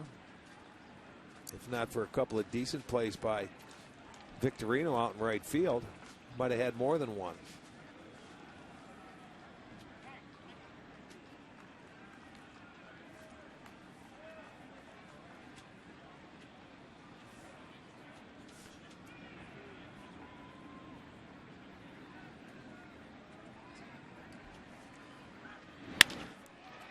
Lazy pop to left, coming hard and sliding. And did he make the catch? He Yeah, did. Sure did. Nava able to get under it and make the catch for out number 2. Boy, that's a terrific play. That changed the complexion of the inning in a hurry. Well, had a pretty good jump, and the ball wasn't hit that hard. You see it slicing away, but he got a very good jump on it. You keep coming. You can go ahead and try and slide on that one because it's not going to get all the way to the wall. It's going to hit and check up. But he gets a glove underneath it, out number 2.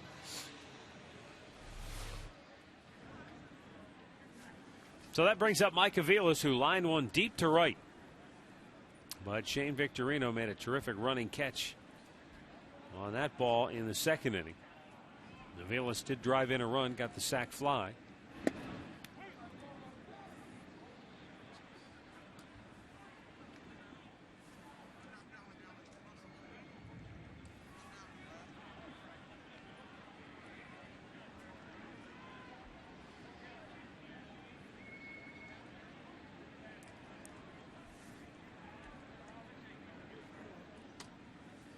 The 0-1.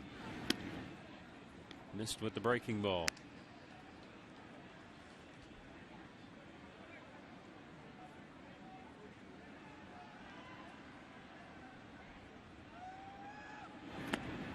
And Aviles went after the off-speed pitch that time. Comes up empty, down on the count 1-2.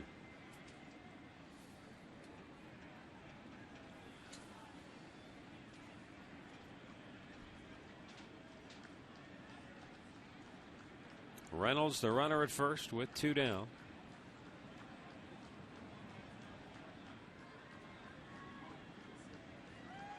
And Dubront's pitch is strike 3 call. That's a half dozen Ks for the Boston left-hander. And the Red Sox still lead at 7-1.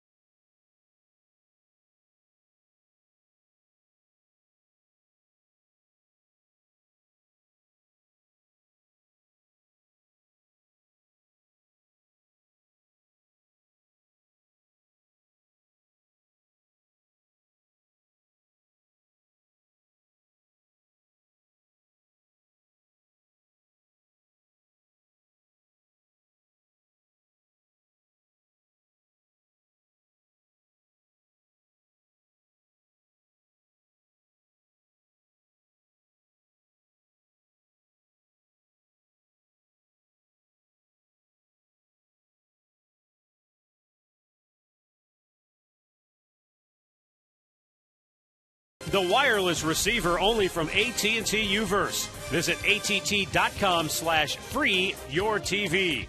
Rethink possible. By your local Toyota dealers. For over 30 Toyota offers, visit buyatoyota.com. Toyota, let's go places. And by Panini's, with 19 locations in Northeast Ohio.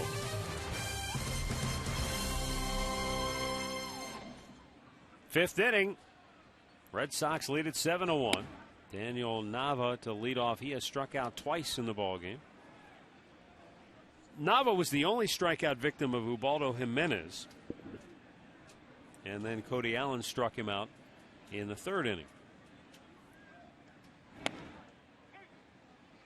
Nick Hagedorn up in the Tribe bullpen now as Cody Allen has worked 2 1/3 scoreless.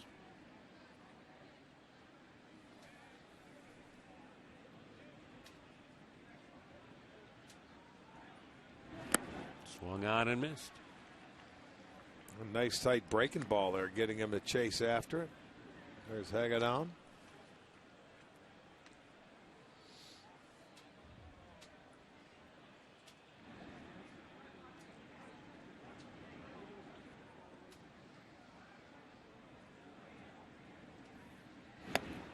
And another strikeout. That's 5 Ks for Cody Allen. Boy, he's really pitched well.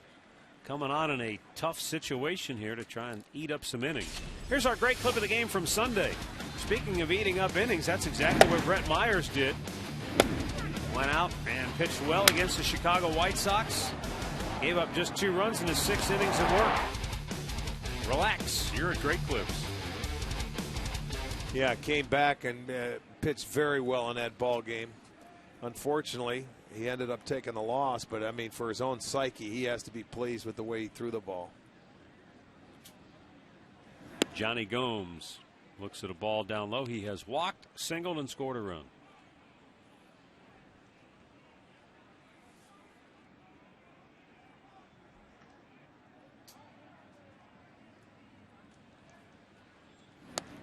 Down low.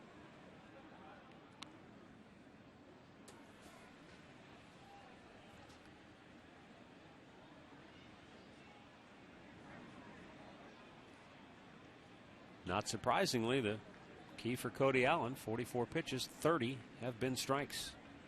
He's given up some hits. That's going to happen. But he's attacked the strike zone. Well, the big hit he gave up, was the first guy he came into face and gave up the double to Napoli. That drove in all the runs. Not an easy spot. A lot of times when those guys out of that bullpen come in, it's a fresh inning. Yeah. Not a clean inning.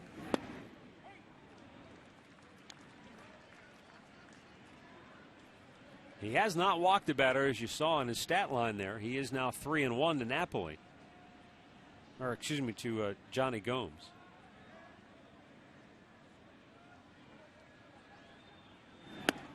And now he has walked his first. Well, we talked about Brett Myers, who pitched well. What about Scott Kazmir, who is on the mend? He pitched last night on a rehab stint down in Columbus. Katie, what's the latest on Kazmir? Well, Matt, Indians pitching coach Mickey Callaway was in Columbus watching Kazmir. He told me he looked very good through 5 innings, 62 pitches.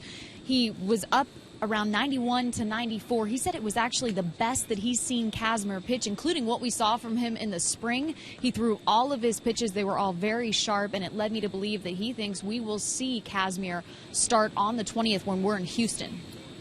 Well, the key there is he threw all of his pitches, and he was pain-free. Because, you get that rib cage injury. You don't know, well, if you get out there and then maybe you let it go, and all of a sudden, oh, it's still there. But he felt good. I mean, we saw, how he threw the ball in spring training, how excited people were about, hey, this guy looks like he's back. And so, it looks like he's going to get that opportunity this Saturday. Carlos Carrasco also pitched in that game last night. Also pitched very well. But Carrasco now has an 8-game suspension hanging over him, and that's going to make it difficult if and when the Indians decide to bring him up. No doubt about it. 0-2.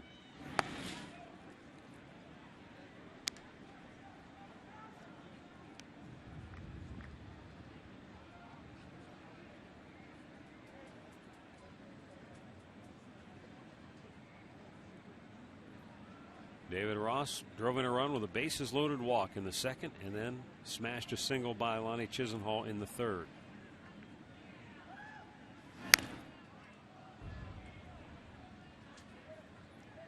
A ball and 2 strikes.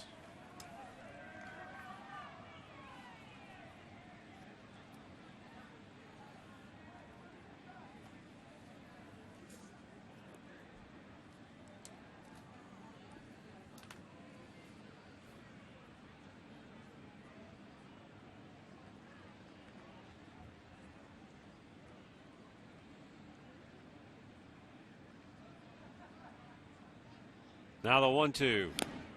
Got him. Santana hangs on. And that's a half dozen strikeouts now for Cody Allen. I'll tell you what, a very good breaking ball tonight. He's had a lot of those Red Sox hitters going after that pitch. He's done a beautiful job. Spots the fastball down the way. Got a break on that call, but watch the sharp break to the breaking ball. You get the swings and the misses. So a very good job coming out and giving some innings to Terry Francona as he's going to exit this ball game. But good job. 3 1/3 innings of shutout baseball. 4 hits, 1 walk, struck out 6. Nice job by Cody Allen. And today's Cleveland Clinic call to the bullpen is going to bring on Nick Hagedorn when we come back.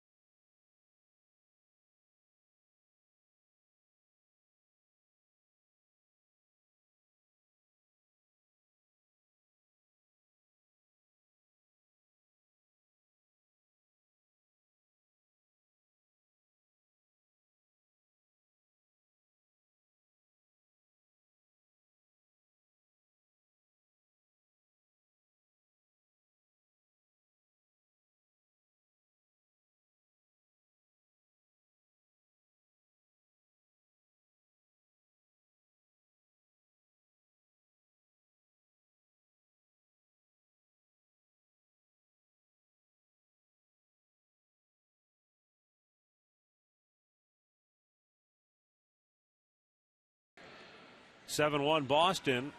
Red Sox batting here in the 5th inning with 2 down. Nick Hagedorn coming on now for the Indians, making his second appearance, facing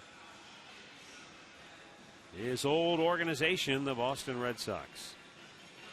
Pedro Siriaco will be the hitter with 1 on and 2 out. Cody Allen, 3 innings, 4 hits, 1 walk, 6 strikeouts. Yeah. Good breaking ball tonight. He had 9 swings and misses from Red Sox hitters. Smashed foul outside of third.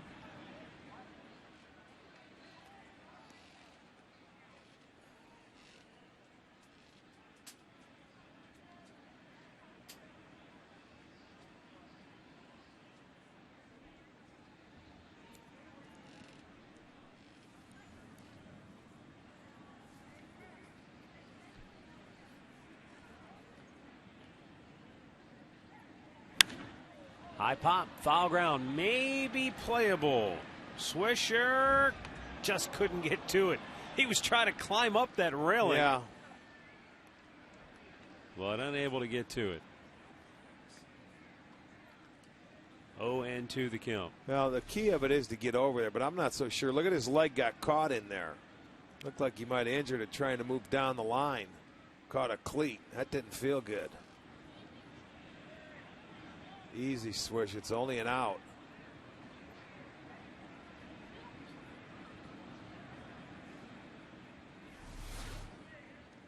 The 0-2 bounced in there.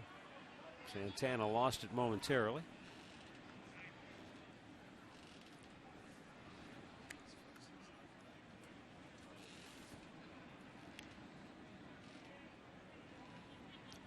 Ciriaco drove in a run back in the second inning with a sac fly.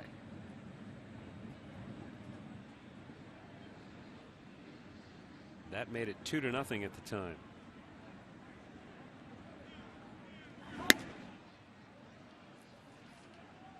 And that was the second out of the inning.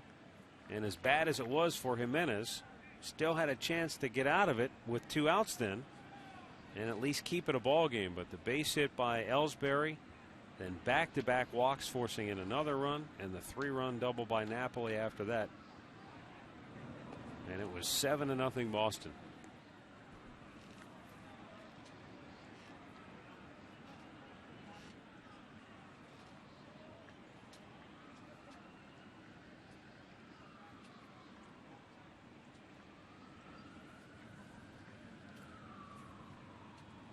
Here's the 2-2. In the air, right field. Ryan Rayburn over near the line makes the catch, and the side is retired. We'll head to the bottom of the 5th. 7-1 Boston.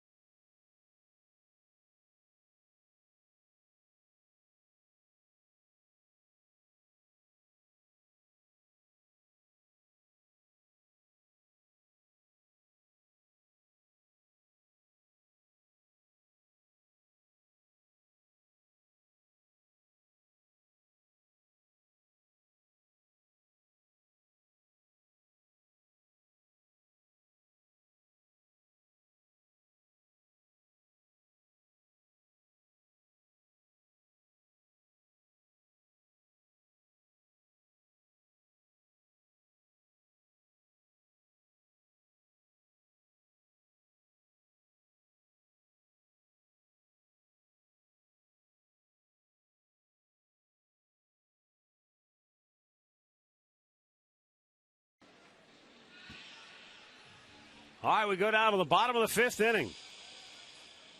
For the Indians, Lonnie Chisenhall, Ryan Rayburn, and Drew Stubbs coming up.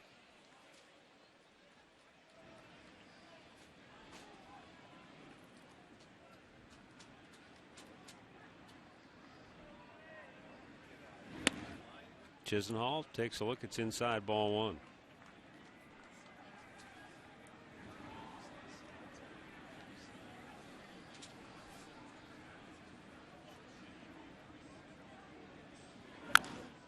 Slowly chopped foul.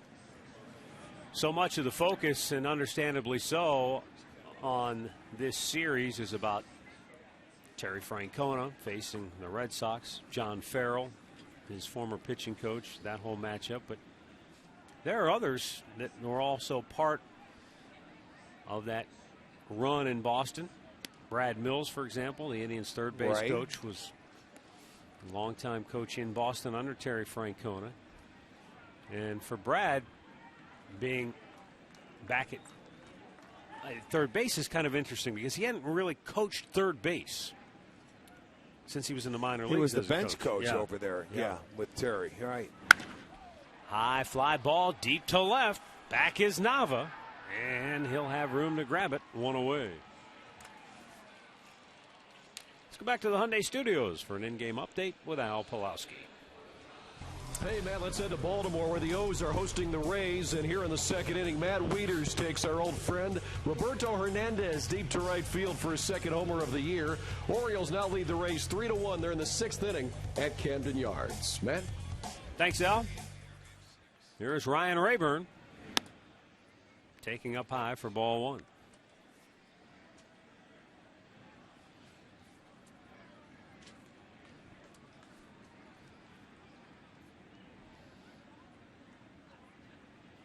I think one of the interesting things to me, Rick, is that for Brad, when you've been with a guy like Terry as long as they've been together and you know each other that well, worked together so long, he said, I can be at third, and we have signs. Everybody has signs. Manager relays them to the third base coach. He relays them to the hitter. He said, but sometimes I can just look at him, and he'll give me an unofficial sign. Maybe it's a look. Maybe it's just something he does. And I know exactly what he wants me to do, and I can put the sign on from there. So he said that's kind of an inside benefit. Well, yeah, that's being around each other that's like a husband and wife, man. That's what that's like. You know, just by a look. Yeah, you know that look. You've seen it before many times. Many times, and you just go with it. But then again, on the side of the Red Sox, you've got Torey Lovullo, who's here a number of years. He paid his dues here in the minor leagues and managed for a long time. Rick Jamieson, the trainer's over there now. Yeah. Who spent a lot of time over in this clubhouse and started in the minor leagues with Eric Wedge. So smash deep left field, stay fair, and it is. Pelts off the wall. Rayburn's going to have to hurry. Puts the brakes on and wisely goes back to first base. It was really played well by Daniel Nava in left field because it hit the wall so hard it ricocheted back to him in a hurry. He smoked the ball, but he does exactly what you're supposed to do as a base runner. He thought second base because he was almost halfway there. So what he did, he made Nava come back and throw a strike, which he did, by the way. A one-hopper right there. And you can't stretch it in this situation. You're down 6 runs. You got to be absolutely sure. So a well-stroked single right there for Ryan Rayburn. Plus, isn't one of your old teammates on his staff? Isn't Juan Nieves one of your old Nieves, they teammates? got from, he was out with the White Sox. In their bullpen, and Juan Nieves got the pitching coach's job over there in Boston, right? Old left-hander.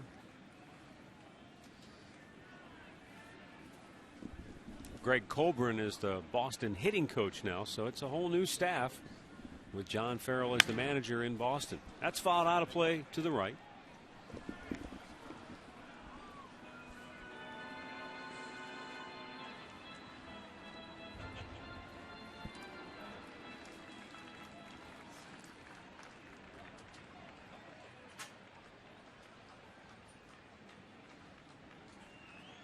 The 1-1. Missed inside. The thing that I was impressed with Brad Mills, just getting to know him this spring a little bit and just watching him. And, we've been around enough. You can tell when somebody has a real passion for the game of baseball. And that guy right there, folks, has it. I mean, he comes to work with bouncing his step every day, talking to the players. I mean, we were watching him throwing batting practice, and he's throwing batting practice talking to him about situations. Every pitch, like, all right, what's it? Here's a situation. You got a runner at second, 2 outs. And what are you going to do with the pitch? And here's a guy who just thoroughly loves what he does. I was impressed when they ran a PFP session one time, pitcher's fundamental practice. It was pitcher's first base, 4 1s, 3 1s, and squeeze plays. And they actually enjoyed it, and they were moving. And it was fun to watch. Sometimes that can be drudgery, but he's got that kind of infectious enthusiasm. All right, the Indians trying to make some noise here. 2 on, 1 out. As Drupal Cabrera to the plate as John Farrell and his bench coach Torey Lovullo talk things over on the Boston side. Some stirring in the Red Sox bullpen, but I don't believe they have anybody up. Dubront has made 88 pitches, and 50 of those have been strikes. First sign of maybe any real trouble for Dubront in this game. Saved the second inning situation when the Indians had 2 on and Avila smoked that ball to deep right field that was caught. The Indians got a run out of it, but that was it. They have not scored since, but Cabrera trying to put a dent into this 6-run deficit as David Ross is going to go out now and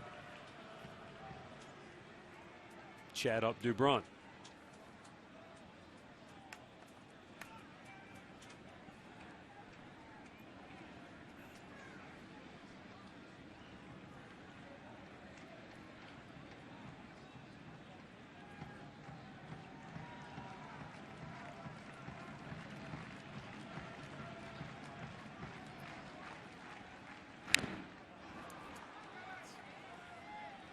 Off-speed pitch. You can see Cabrera that still a little bit out in front. He smoked the ball his first time up that deep center field. Then was called out on strikes his last time up. Well, that's an at-bat to me where he was thinking he was going to get a fastball right there. And DeBron has a good changeup, and he just wasn't committed. You know, he saw that pitch and chased the change. But that's not a bad pitch on Dubron's part. They know certain hitters get a little geared up in situations, and you know, you don't want to walk in this situation. You're looking for something you can drive and make something happen and keep it going, so you get a little over aggressive at times.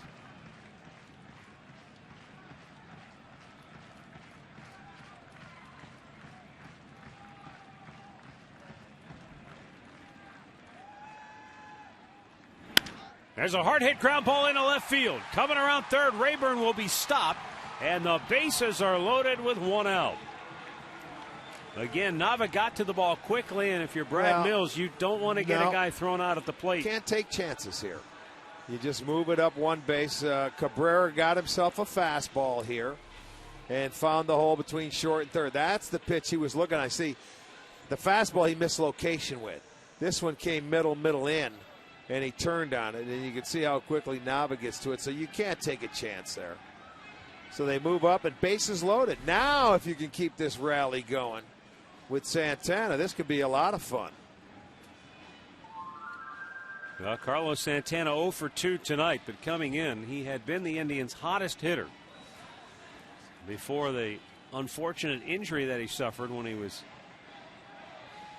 catching Chris Perez against the Yankees. They got crossed up on the signs. He was expecting a slider. He got a fastball off the fat part of his thumb on his catching hand. Caused him to miss a few games, but back in there now, and Santana has a chance to really change the complexion of this game. And as you always say, the key here is not to try to be the hero right now, but just keep the train moving. Absolutely. Just pass it on to the next guy. Find a way to get on base, and this is how rallies, they start. You get a walk in there, you mix in a couple base hits, and you don't try and hit one out of the ballpark. Just take a single, double, any way to get on base. Santana didn't think he went around, but Laz Diaz said he did. And then again, what did he do? Same thing he did with Cabrera. Started him off changeup, knowing that they're going to be a little more aggressive, looking for that first pitch fastball. Good numbers for Santana in bases loaded situations in his career. That's down low. 1-1. This is where, as a hitter, you really have to be patient, because that pitcher, sometimes they prey on your aggressiveness.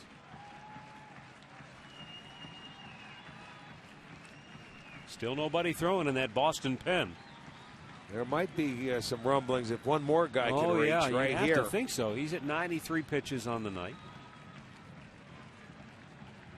And he had been throwing a lot of strikes. But that's starting to, he's 53-40 now. Strikes to balls. 1-1. Slowly chopped foul, and Santana again maybe a little over aggressive. 3 straight changeups. He is not.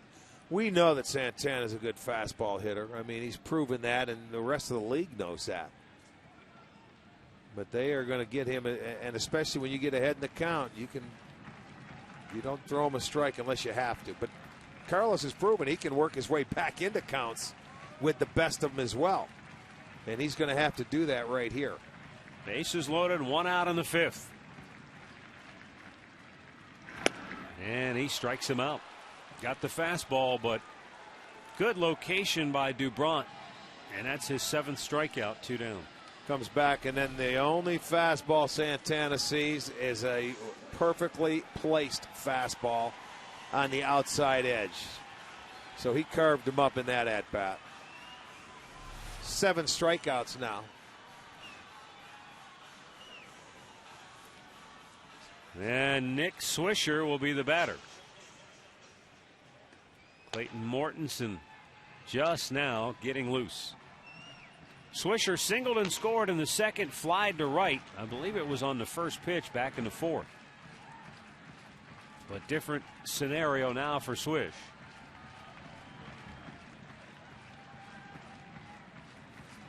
As he tries to keep this rally alive for the Indians. And he takes that first pitch. That was a fastball, though, and it was down low for ball one.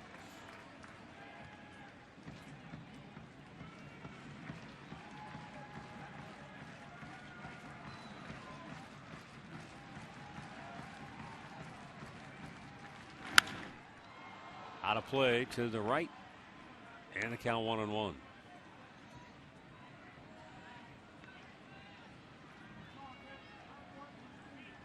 Seven grand slams for Swisher. Rayburn's at third, Stubbs with great speed at second, and Cabrera down at first. The 1-1. And a strike called. And now Swisher down on the count 1-2.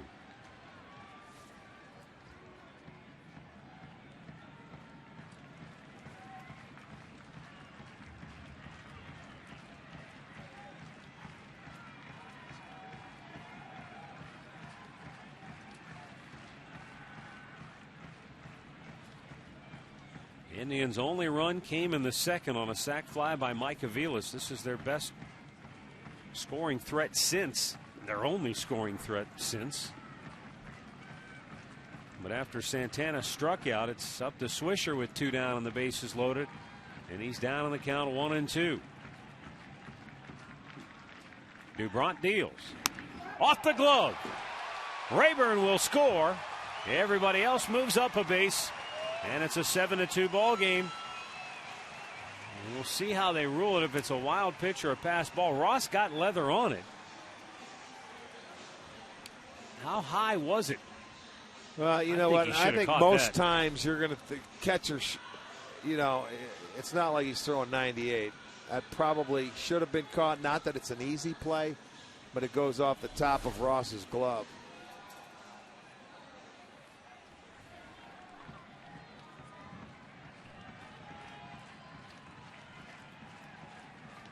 Now let's see if Swisher can knock in a couple with a base hit.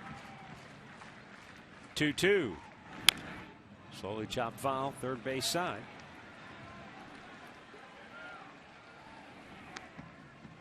You know, a base hit here really makes a huge difference in this game. You can get a 2-out base hit. You can cut that lead and have you make it 7-4 now.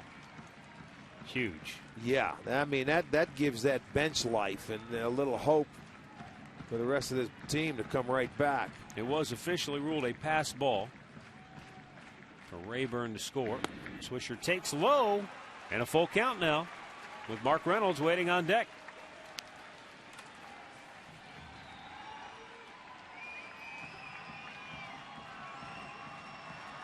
Although this might be Dubront's final hitter of the game if he doesn't get Swisher. Well, it might be his final hitter regardless. He's over 100 pitches now. You got the right-hander ready in the bullpen. We'll see what happens here. Well, they want to talk about it. This is sixth full count tonight. The Indians through the first 5, 0 for 4 with one walk.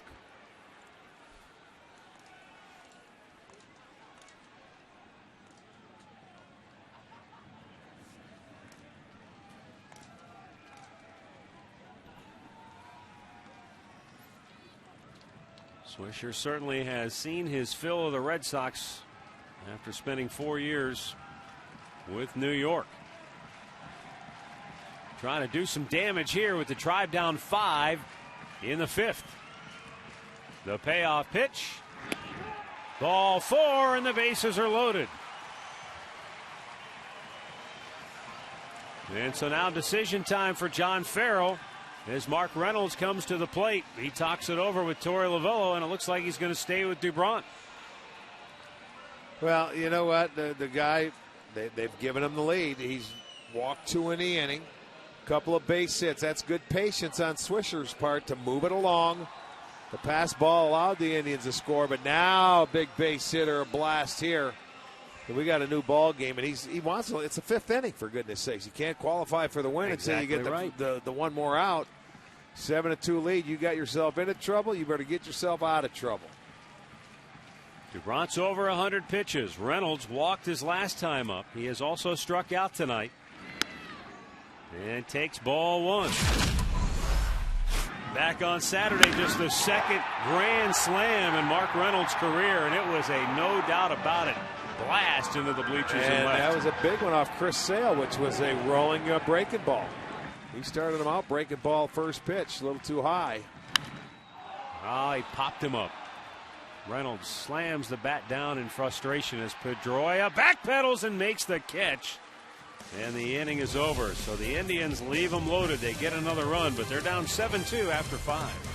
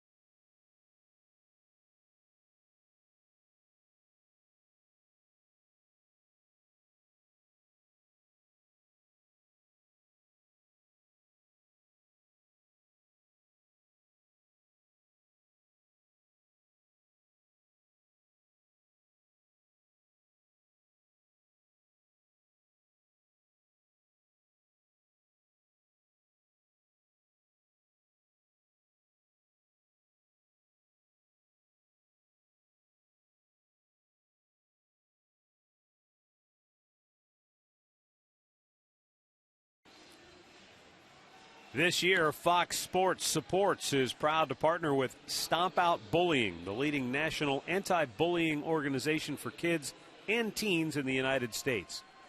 Stomp Out Bullying focuses on preventing bullying in all forms and educates against racism, hatred, and violence in schools. To learn how you can help, visit stompoutbullying.org.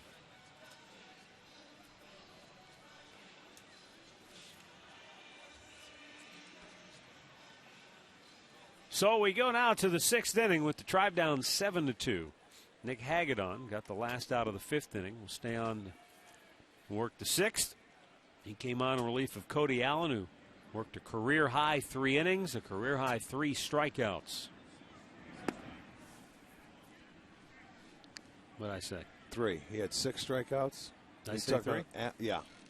3 innings. 3 innings, 6 strikeouts. Correct. Yeah. Sorry, pal. Nick Hagedorn facing Jacoby Ellsbury, 1 out of 3 on the evening. Takes a strike.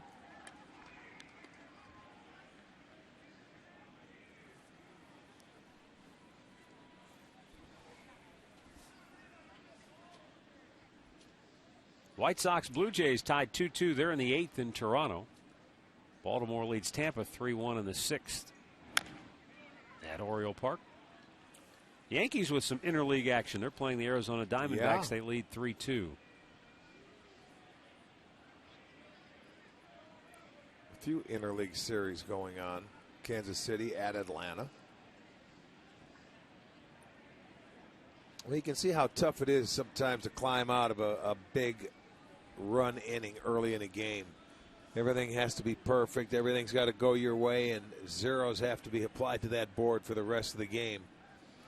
So far, so good on the pitching side of it. Yeah, the shame of it is the offense hasn't been able to just chip away a little bit. A base hit right there could have made a huge difference. Yeah. But that's what I'm saying. Everything has to go your way when you have to have a relatively big inning yourself.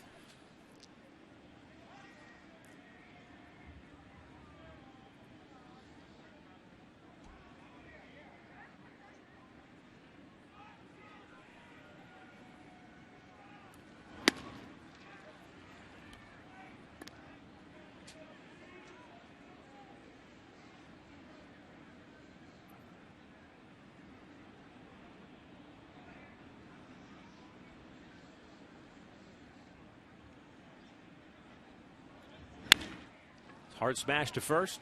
Nick Swisher takes it himself. 1 away. Our in-game recap brought to you by your local Toyota dealers. And in that second inning, a bases-loaded walk to David Ross. Jacoby Ellsbury smashed one up the middle. And then Mike Napoli capped the inning with a 3-run double. But the story was Ubaldo Jimenez walking 5 Red Sox hitters in that inning. So that set it up for Boston.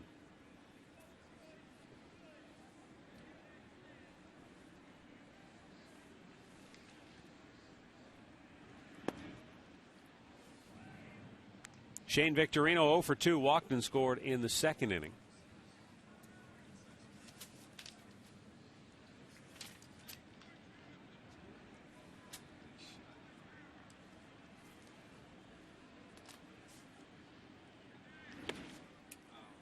Back on this date in 1977,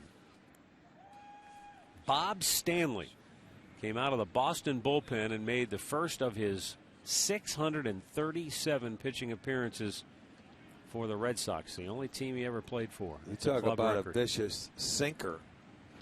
You know, you talk about Justin Masterson and that ball that sinks. Stanley had one of those. Well, you got to look at it. Well, his first ever appearance in the big leagues. He came in. Who did? You did. Oh, yeah? He came in and saved the win for Louis Tion.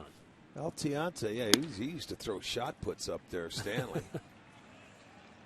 No kidding. In the ball game, you went 1 for 5, but of more importance, I noticed that you threw out Rick Burleson trying to stretch a single into a double.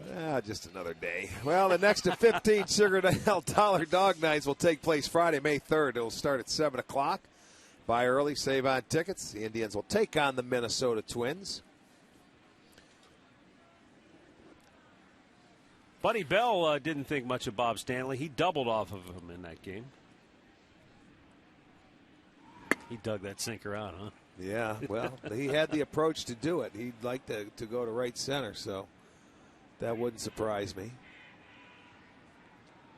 Look at you going retro back into the day. Well, I thought it was interesting that the note about Stanley was in their Boston notes, but it didn't say who they played. And obviously, you checked. They played the Indians.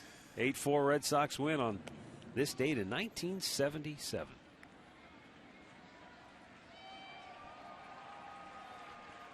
You remember who managed the Red Sox that year?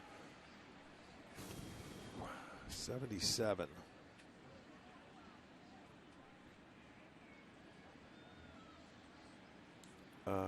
No, give it to me. Don Zimmer. Okay. That might be the year we got in a fight with those guys. No, he was coaching third base that one year when we got in a fight with Boston, and Zimmer was coaching third. Just looking at that Red Sox lineup. Now, granted, they were just 2 years removed from right, the World 75 Series. They were in the World Series. Rick Burleson, Denny Doyle, Jim Rice, Yaz, George Scott, Freddie Carlton Lynn. Fisk, Evans, Hobson, Rick Miller. Oh, where was Freddie Lynn, I wonder? Was he hurt then? Might have been, because Rick Miller was another fine defensive center fielder. Or maybe he just had the day off. Who knows? Yeah.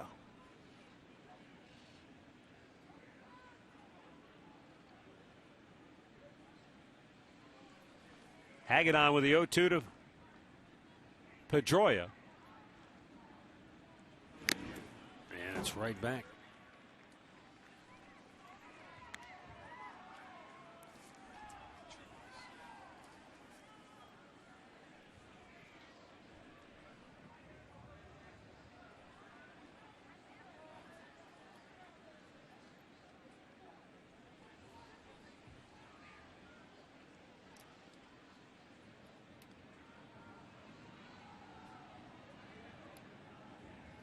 Two-strike pitch.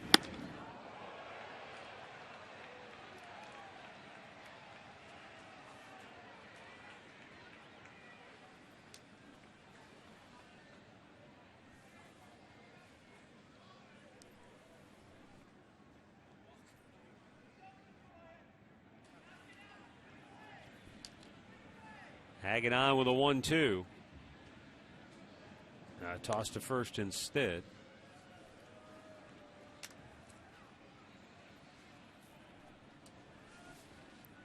Shane Victorino, a couple of walks today.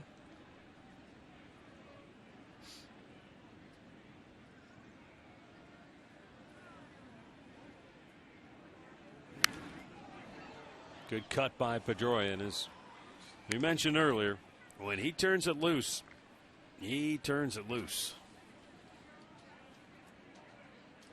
Well, what's also interesting, too, when you watch Pedroia swing, it looks like he's just swinging from the heels, but, you know, when he gets down to that, as you talked before about the hitting area, he looks like every other hitter in baseball. It's just getting there, he looks like he's swinging a sledgehammer. Little guy, he generates a big swing. And he's out looking. Nice pitch by Hagedorn.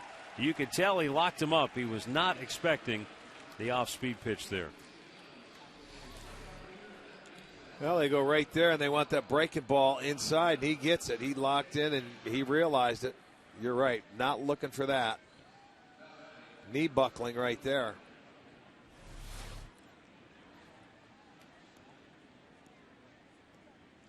So with 2 down, Mike Napoli, 2 for 3 on the night.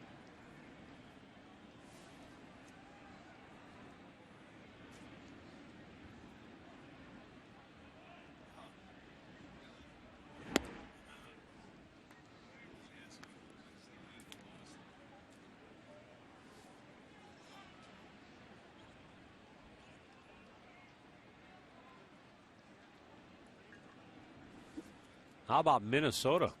Out to an early lead on the Angels at Target Field, 3-0. They're in the 3rd inning. Angels tied with the Astros at just 4-9 on the year.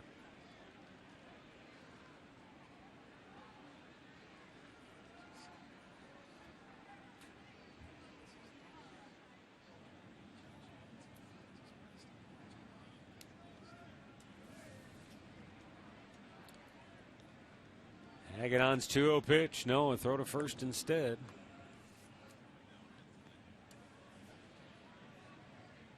Some nights it just seems like it's contagious. You know, guys' inability to throw a lot of strikes and just be aggressive. Well, it slows down. You see some pitchers when they get out of the stretch, I mean, they slow completely down. Different animals. Get the ball, get a rhythm, let's go. Get a tempo. People, your defenders love that when you bring the game to a halt. Well, that was what was impressive about Cody Allen, because he gave up some hits, but he stayed aggressive. He got the ball and he threw it. He pitched.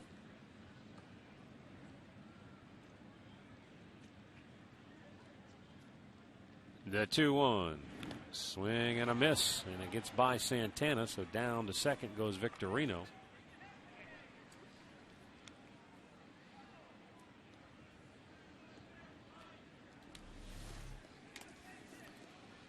As soon as that ball hit the dirt, the runner just took off. Yeah, that ball's out in front. Santana, it ricochets off of him, so he'll get himself in the scoring position on the wild pitch. Mike Aviles talking with Shane Victorino.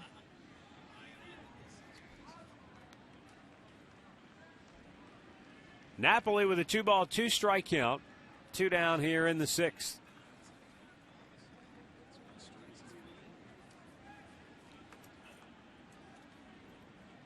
And Hagedorn deals. Oh, you locked him up. That's back-to-back hitters that he crossed up with a curveball. So nice job by Hagedorn, fanning a pair here in the 6th.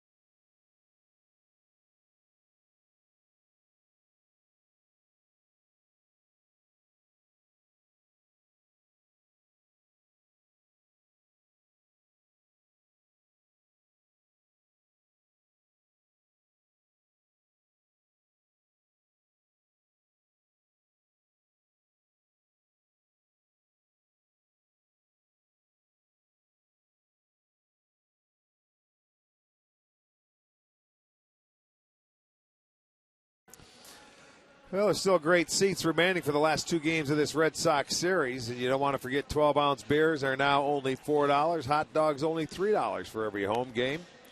So get your tickets at Indians.com.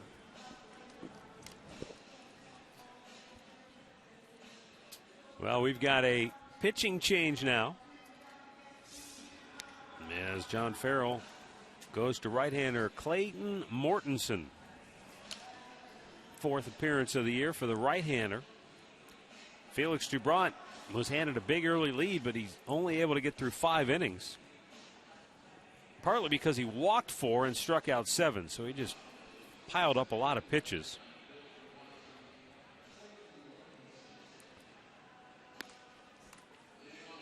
Well, he wasn't starting. He missed a turn in the rotation because his second start was rained out at Toronto, so missed a turn in the rotation, so it's been a while. So he gives him 5 innings today. But, hey, when you're a starter, you get 7 runs in the second inning. You say thank you very much. You work your way through it. Turn it over to a good Red Sox bullpen.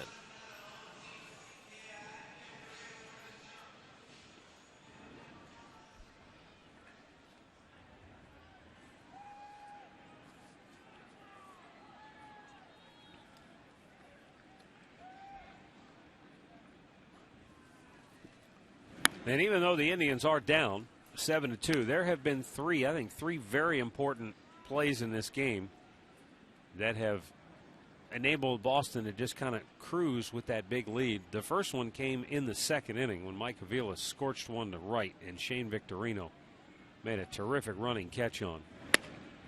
The Indians got a run. It was a sac fly, but it looked like it was maybe going to be a double over his head, and who knows how that might play out after that. The other one was when Brantley was up in the 4th inning with 1 on and 1 out, and he blooped one to left field. If that gets down, maybe you've got a little rally brewing there, but Nava made a nice sliding catch. Brantley pulls this one through the hole on the right side, and the Indians get their leadoff man aboard here in the 6th. And then, of course, the other one, I think you got Santana up there, bases loaded, 1 out, and you're thinking, okay, let's get the train rolling, and that's a big strikeout. Dubron got Santana and then was able to work his way out of the inning.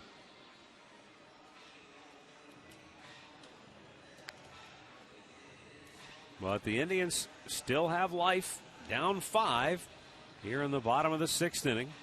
Mike Avila's coming up here. Yeah, you keep pecking away, pecking away.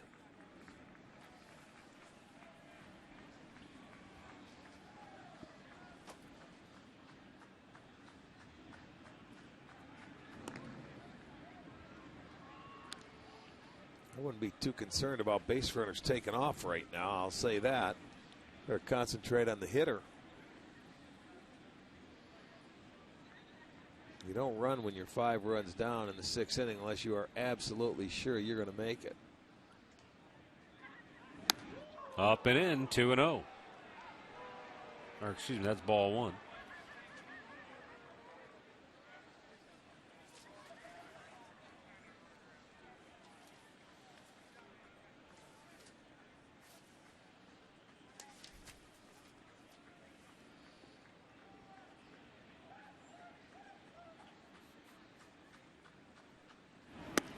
Almost got him again. This was the big play in the 2nd inning. Avilas crushed it, and Victorino had a nice running grab on. Here's the one Brantley blooped to left, and Nava made a nice sliding grab. And Santana, it was a good piece of pitching by Dubron. He got him out front early with the changeup, got him a little over anxious, and then he just painted a fastball with 2 strikes in the outside corner, and Santana couldn't foul it off. That's popped to right. Pretty routine this time for Victorino. 1 away. All right, here's the answer to our AT&T trivia question tonight. Bill McKechnie, Ed Roush went into the Hall of Fame in 1962. The other 2, well, one of them was our own Rapid Robert, Bob Feller. And the rounding out the quartet, Jackie Robinson. Nice. Very nice. Well done, Redbird.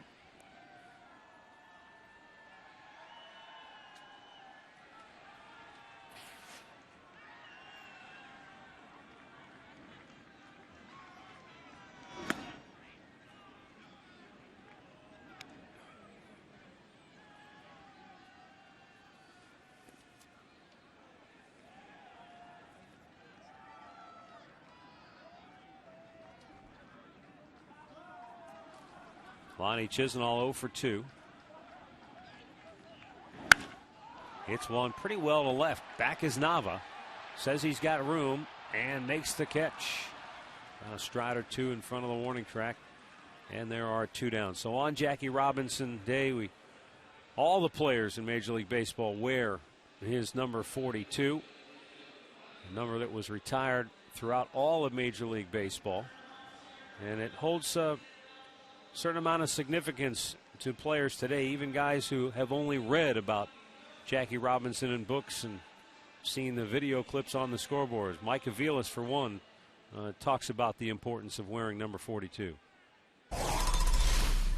It definitely means a little bit more now, just watching the movie and seeing how it is. You know, it's because of him that, you know, guys like myself were able to play now. You know, he broke the color barrier and he dealt with a lot. I can honestly say there's no way I would have been able to do it. So, you know, my hat, you know, goes off to him and everybody, you know, that was able to withstand that kind of abuse.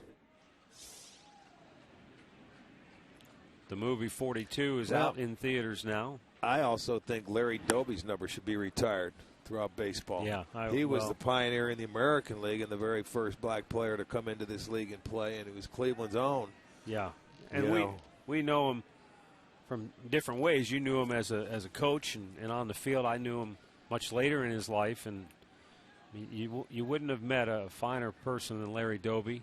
Classy all the way, and you're right, Rick. He had to endure much the same intolerance that Jackie Robinson dealt with. It was only like, I think, 4 or 5 weeks after Robinson came into the National League with the Brooklyn Dodgers, and Larry Doby was from Jersey. He was right from that neck of the woods. And back then, the leagues were so different, and you know there was no interleague play other than the World Series, and so for him to go to the American League, he was completely on his own. Yeah. Yes, we're not taking anything away from Jackie Robinson, what he accomplished, but what Larry Doby went through was very similar, if not equally as difficult.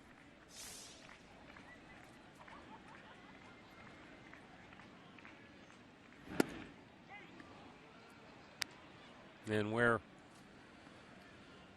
you know, what's interesting too is you look at the dynamic for Larry Doby coming to the Cleveland Indians back then, and he had Bill Veeck, you know, as his owner. Jackie Robinson had Branch Rickey, and Larry Doby had Bill Veeck.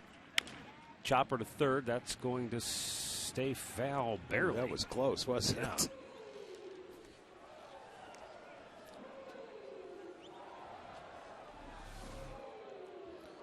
Oh, there's a good look at it. It's borderline, starting to come back a little bit.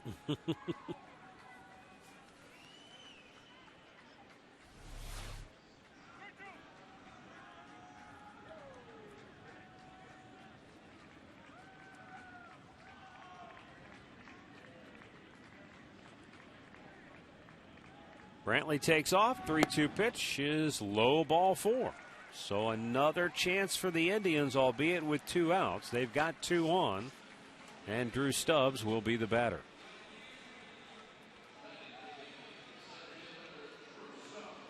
Now there's a guy coming out that's having a hard time throwing strikes as well.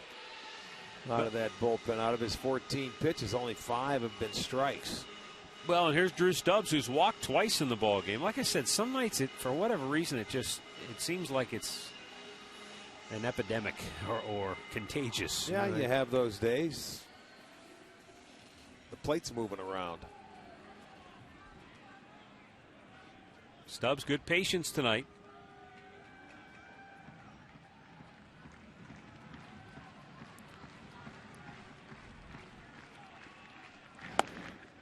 And that's low, ball 1.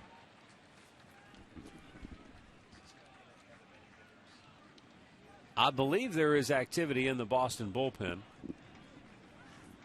but it's hard to tell if they're just shaking it out, getting it loose, or if they actually have anybody throwing. John Farrell is probably getting a little anxious. Mortensen fires a strike. Nobody throwing yet, I'm told. Just guys up, getting loose. Well, Guys out there that are watching the game, they don't have to be told. They know when they get a couple base runners. They know to get up and start getting loose because that phone's about to ring. He went around, says Laz Diaz, and now down on the count 1-2.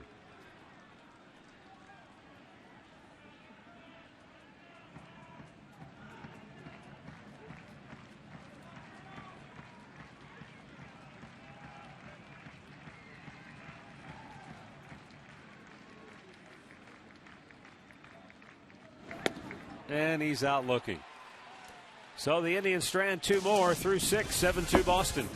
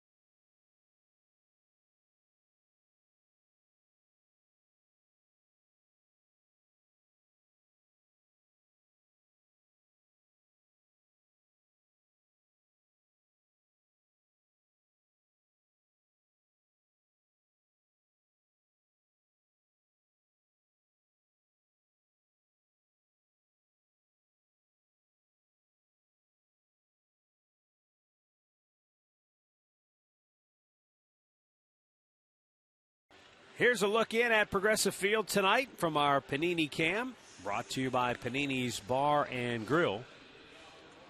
Turned out to be actually a pretty decent night, all things considered. It looked like we might be starting in a rain delay format. Earlier this evening, they had the tarp pulled out on the field around 6:30, and it looked like, oh boy, here we go again. But around 6:40, they yanked the tarp and got the field ready, and the rain all stayed south of here. It surprised everybody.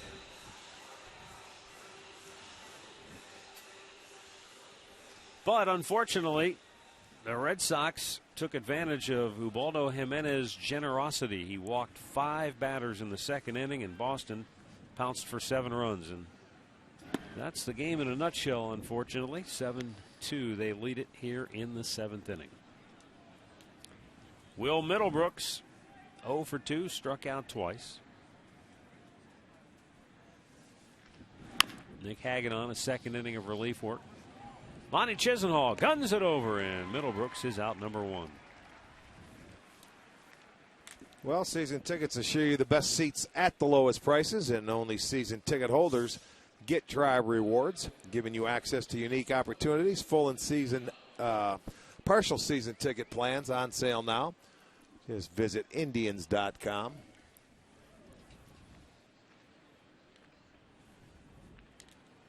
Daniel Nava has had a tough night. He is 0 for 3, and he has struck out all 3 times.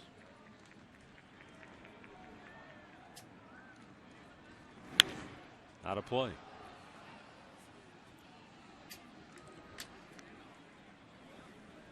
Good matchup tomorrow night as Justin Masterson will take the hill for the Tribe. Looking to stay perfect on the year. He's 3-0 with an ERA of 0.41. Well, he's been as good as any pitcher in the game. Hammered the left, hooking foul. Alfredo Aceves will go for Boston.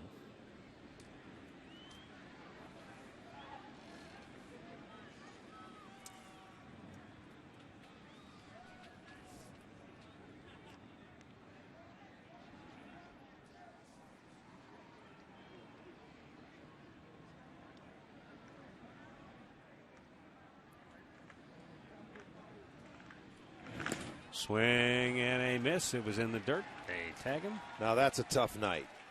0 for 4 with 4 Ks. The golden sombrero. Tune in after Indians Live following the game for Chuck's Last Call. Chuck Galletti will take your calls on tonight's game and get you the latest information on what's happening in Cleveland sports. It's Chuck's Last Call tonight after Indians Live on Sports Time Ohio.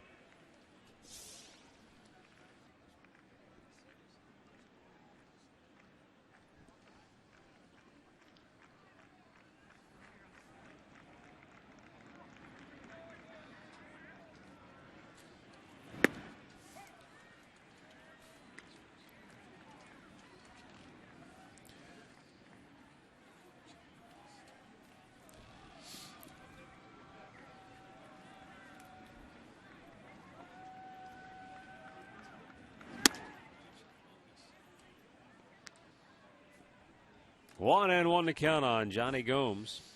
A couple of walks, a base hit, a run scored.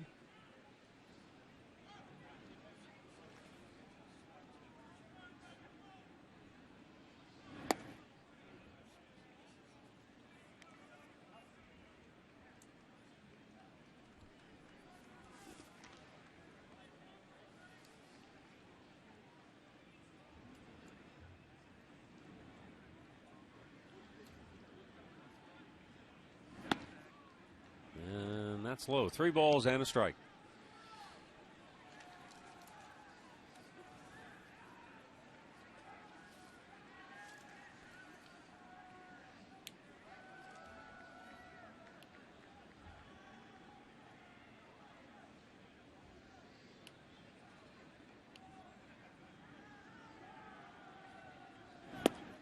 Taking a strike, full count. This is the Red Sox kind of MO so far this year, Rick. They've won all 4 of their series openers. Trying to make it 5 in a row for the first time since '06 when they also did that. Well, remember the Indians did that a year ago. It seemed like they won every first game and then they couldn't win the series. It's true. That's a good point. You know, Yeah, I remember right. we were keeping track of that for so long, and all of a sudden they, holy smokes, they're off to another good start. They win the opening game. But the key is you have to win 1 out of the next 2 once you win that opener. Which, that's the way you're going to do it. I mean, you lose the opener, then you got to win 2 straight to win the series. That's doing it the hard way. True, it can be done. But you always like to get off, you know, started off on a series on a good foot. Well, he walks Gomes with 2 down after retiring 4 straight, and that's going to be it for Hagedon. So Terry Francona will make a move to the bullpen. He's going to go to his left-hander, Rich Hill, when we come back.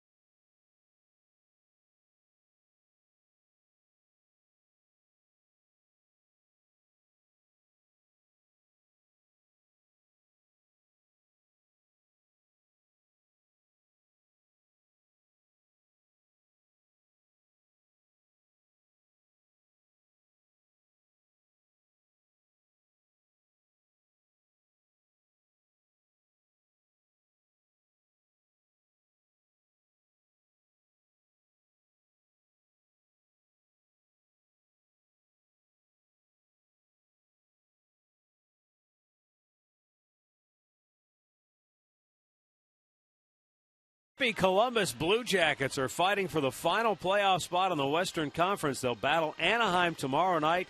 Coverage begins at 9:30 with Blue Jackets Live. Then join Jeff Rimmer and Bill Davidge, with the call tomorrow at 10 on Fox Sports Ohio. That's going to be a great one to watch. That Blue Jackets bunch has been a thorn in everybody's side. They were in last place a month or so ago, and here they are with an opportunity to get into the playoffs. I think there's a few beards down there working. Yeah, right across from the Big A. Yeah, it's that hockey arena we always wonder about. It sits right across the freeway. That's where the Blue Jackets will be. Rich Hill coming on for the Tribe, getting some work in.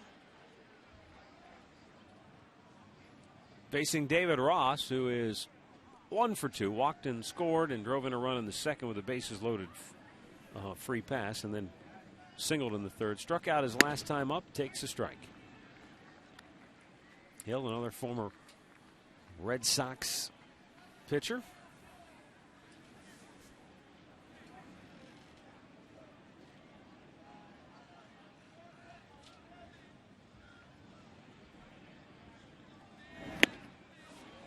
Took a little something off after he set him up with a good fastball, and it's 0-2.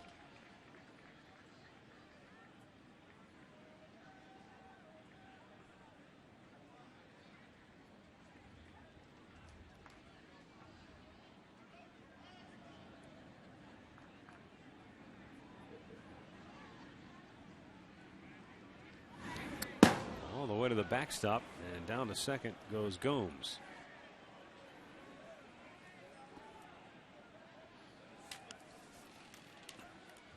Just a little bit outside here. Here's a good look at it, the Exmo cam, where that ball is wide. It slows it down. I'm not sure by how many frames, but it really gives you a good look at just about everything.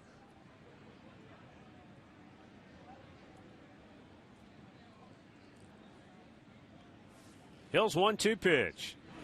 Breaking ball.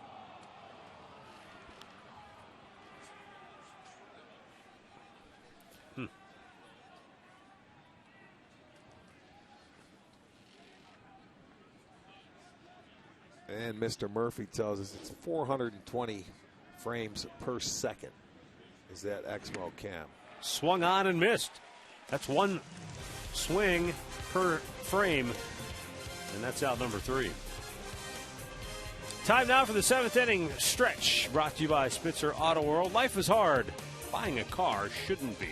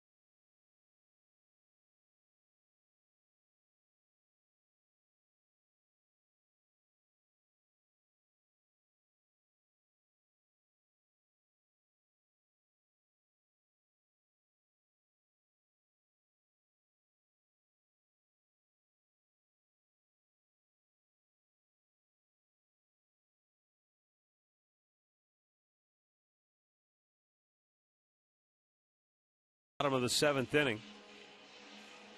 For the Indians, Cabrera, Santana, and Swisher due up. Clayton Mortensen stays on for a second inning of relief work.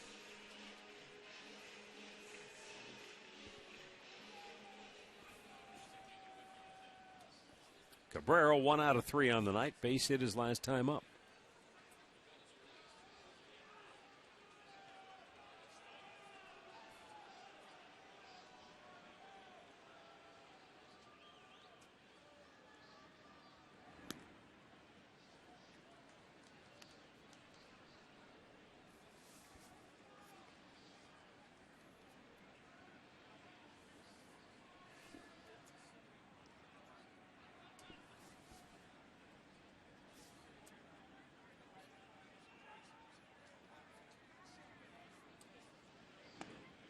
That's down low. 2 balls. No strikes. Well, Atlanta continues to cruise. They beat Kansas City 6-3 in their series opener down there. That's 10 in a row for the Braves. It's awful early in the year to break out a 10-game winning streak, isn't it? Well, Rick, remember the year? Was it 1982? Didn't the Braves win like 13? Something like that? No, I think it was before the 80s. Well, it might have been 80. It was the 13 straight. Yeah. That's to start the year, wasn't it? Yes. Yeah.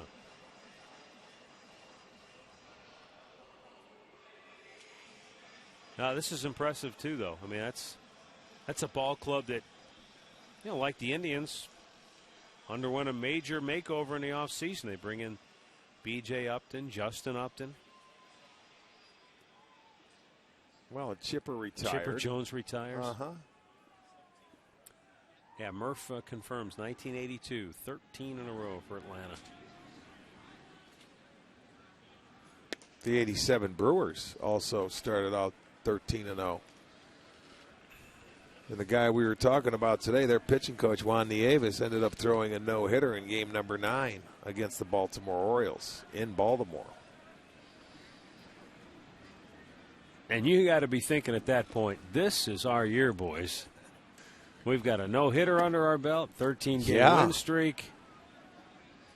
What happened? Nothing. We turned the page in April and went to May and proceeded to lose about 13 straight. But, I mean, we obviously, as the saying goes, you're probably not as good as you are when you're playing well. No, remember I told you, I said they were the 20 wins, and they were 20-3 at the start of May. Into the teeth of the shift. Santana's out number 2.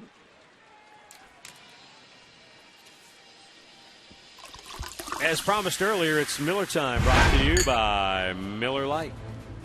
Jackie Robinson, 66 years ago, broke Major League Baseball's color barrier.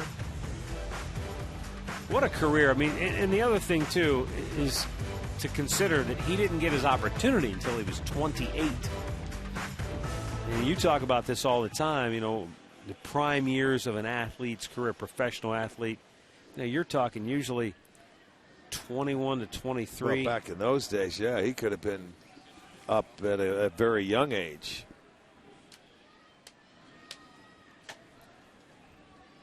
Nick Swisher fouling one back out of play.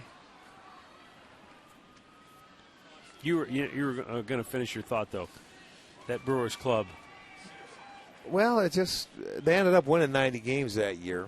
You know, still a nice year, and there was, I think, 4 teams in the Eastern Division at 190. So the opportunity was there at the start, but then, you know, they had a bad month, and you know that's sometimes the way baseball is.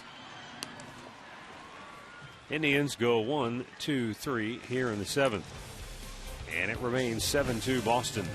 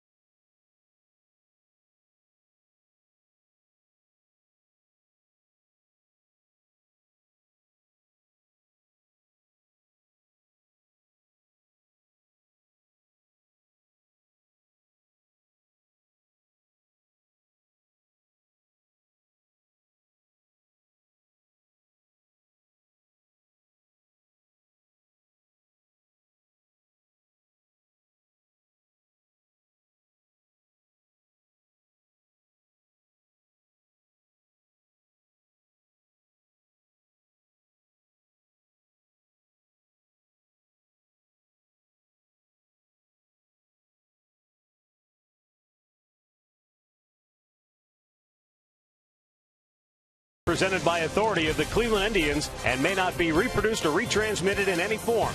And the accounts and descriptions of this game may not be disseminated without the express written consent of the Cleveland Indians.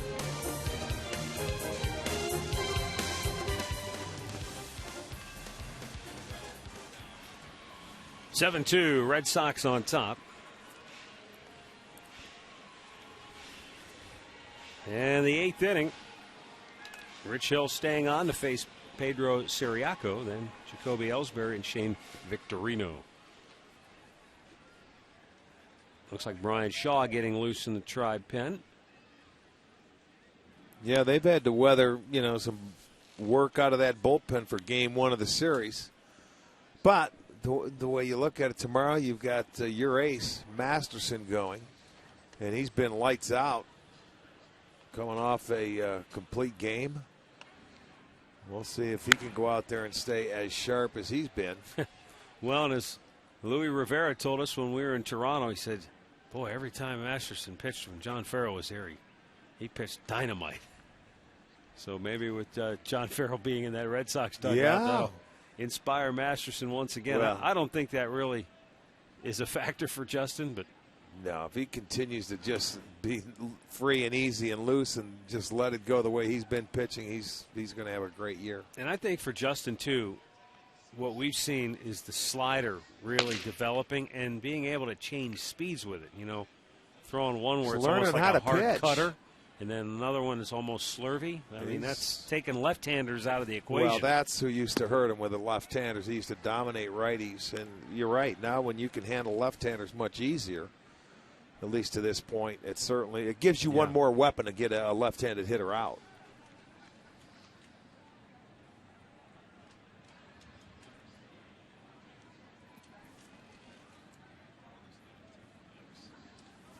Here is the 2-2.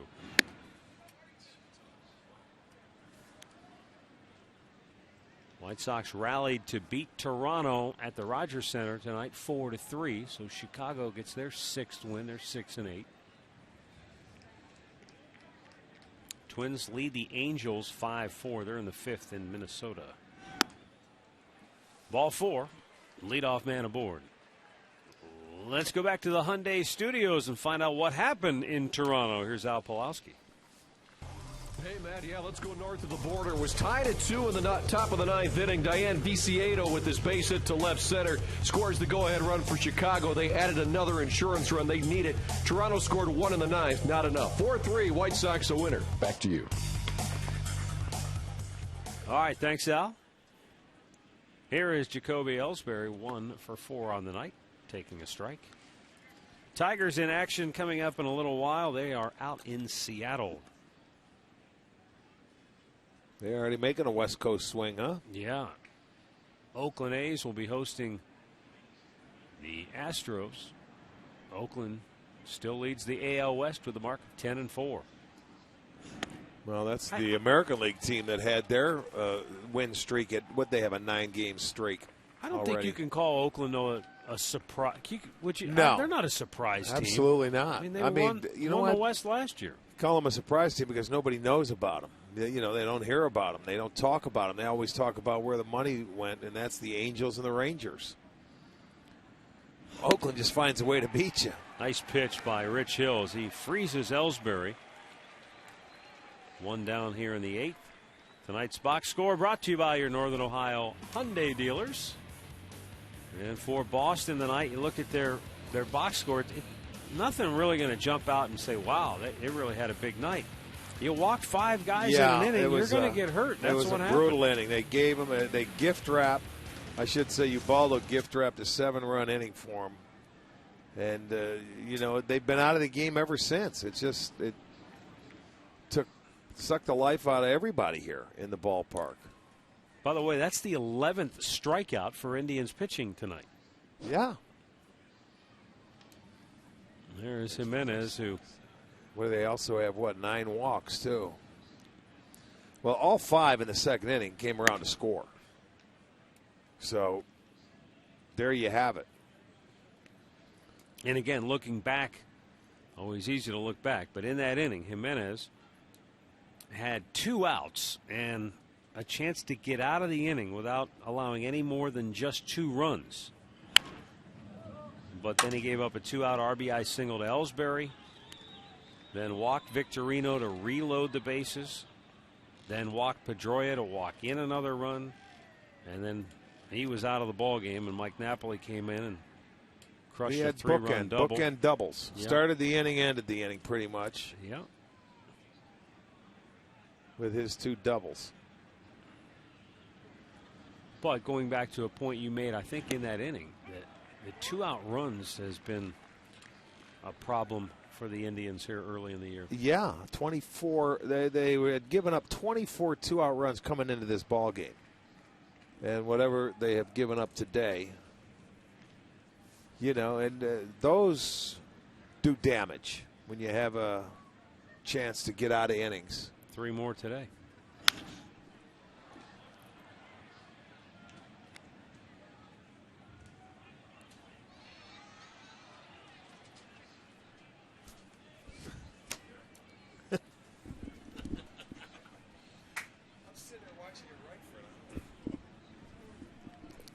Shane Victorino awaiting the 1-2 pitch from Rich Hill.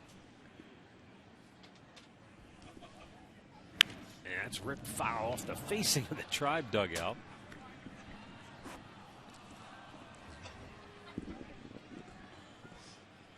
Victorino hearing it from the Indians dugout.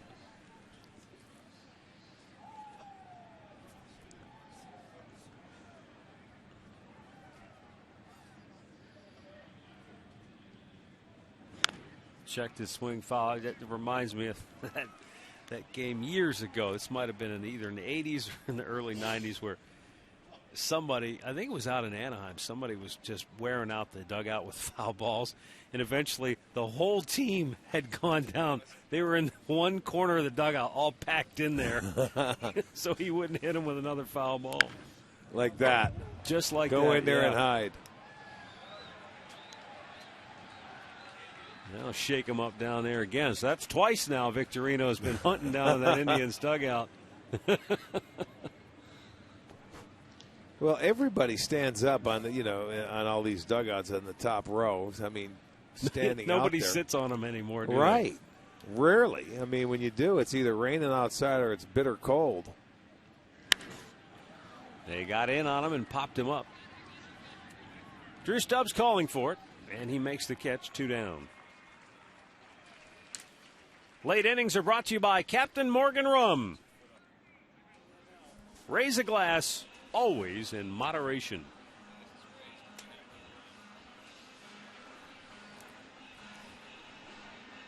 Terry Francona is going to go back to his bullpen. Brian Shaw will come on with 2 down here in the 8th. And Boston in front tonight, 7-2.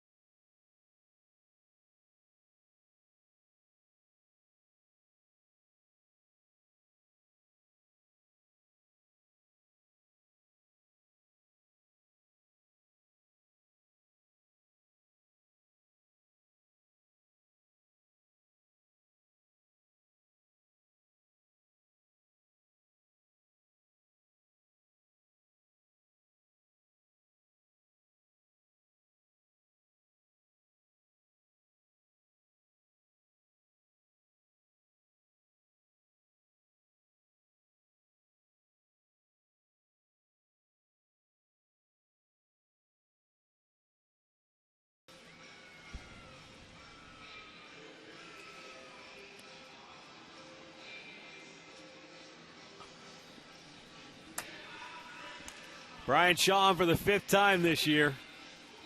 No wins or losses, ERA 193. And he's coming on to face Dustin Pedroia.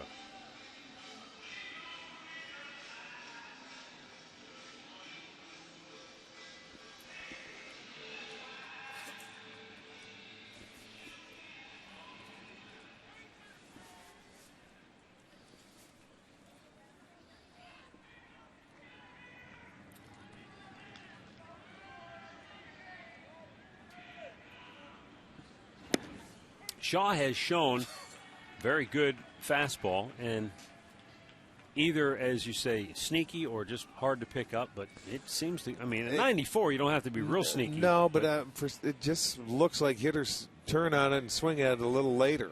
I don't know if they pick it up so well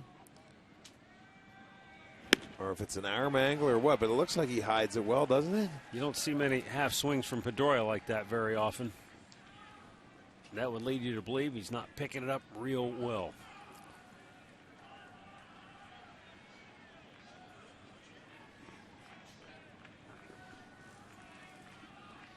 The 0-2. Ooh, just missed. 96. He really ramped up that baby.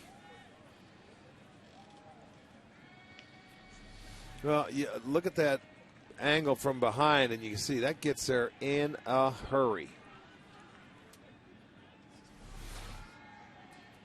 The 1-2. Inside just a bit. Diaz hearing it from the Indians' dugout. Well, that was in off the dish, though.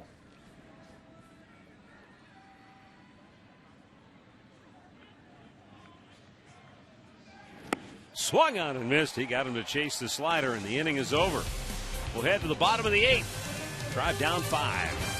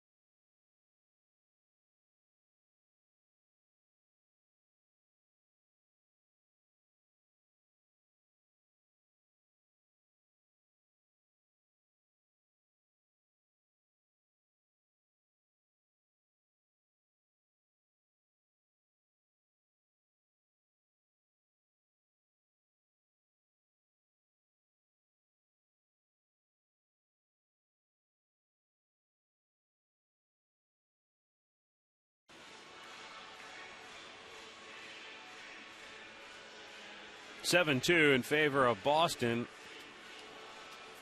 As we move into the bottom of the 8th inning, and the Red Sox go back to their bullpen, right-hander Alex Wilson.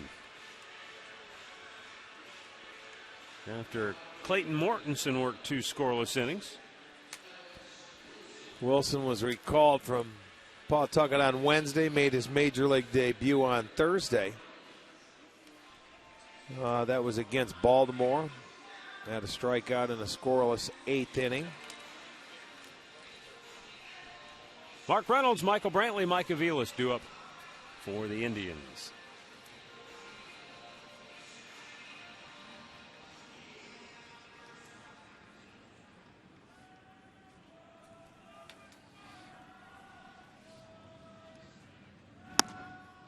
It's up high, ball one. Mark Reynolds has struck out, walked, and popped up on the infield.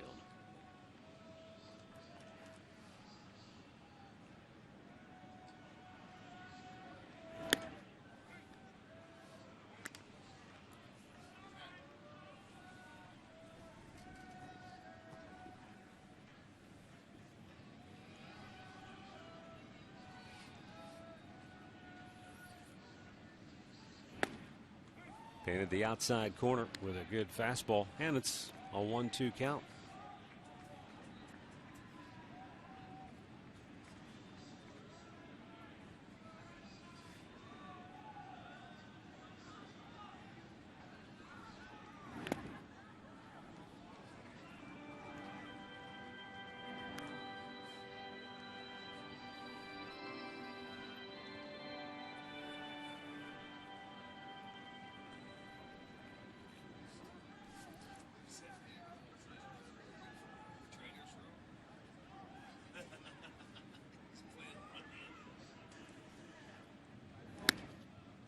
Just a little bit outside, and a full count now for Reynolds.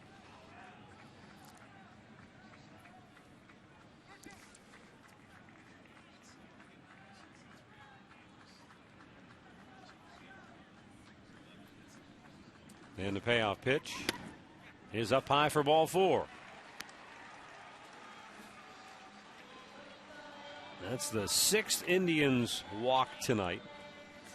Let's go back and look at our keys to the game. This one got away from Ubaldo Jimenez with that second inning, and he walked the 5 Red Sox hitters. I don't think the velocity mattered, did it? No. If you don't throw strikes, it doesn't matter how hard you he throw. He had good velocity. That was not the issue at all. And as Dribble Cabrera, well, he got the one base hit in a situation where they needed him to get a base hit in that 5th inning. Keep that rally going. Helped load. In fact, that loaded. No, it didn't. Yeah, it loaded the bases. And just too big a hole tonight. And they have had some opportunities to chip away and try to trim that lead down, but they have not been able to cash in for just the 2 runs on the night.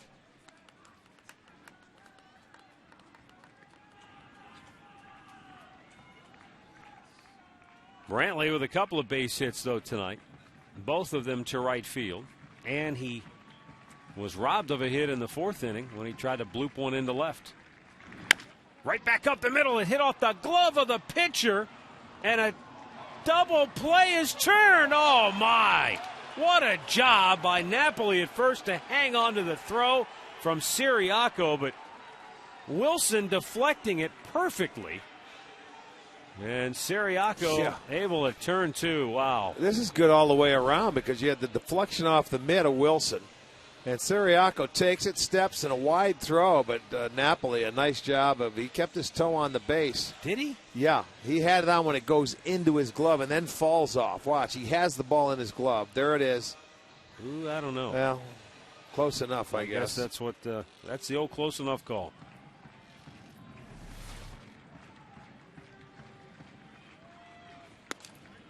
So with 2 down, Mike Aviles to the plate.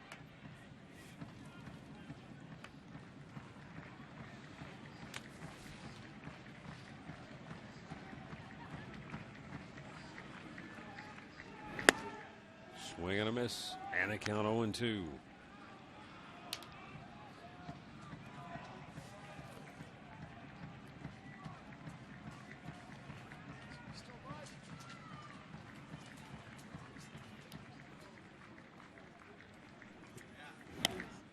Outside it goes.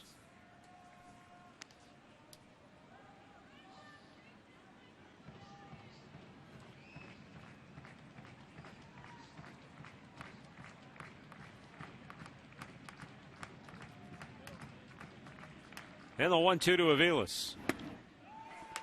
Strike 3 called. And we'll go to the 9th. 7-2 Boston.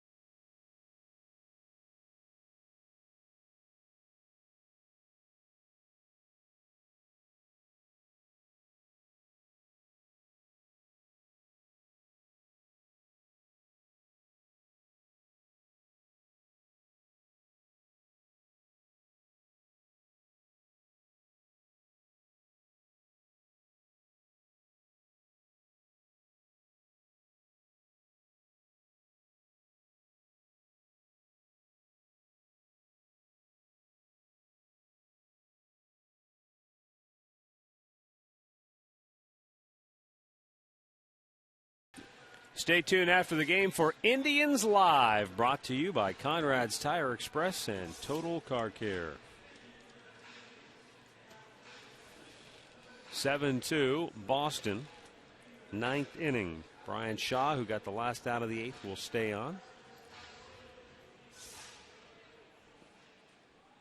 Mike Napoli 2 for 4. He started and ended the 2nd inning for all intents and purposes. Started it with a leadoff double, and his 3-run double made it 7-0 Boston, and that's been it. Well, yeah, since that inning, they have 3 hits, but their last hit came with 1 out in the 4th inning. The Indians' bullpen has tightened it down, really done a great job tonight. All things considered.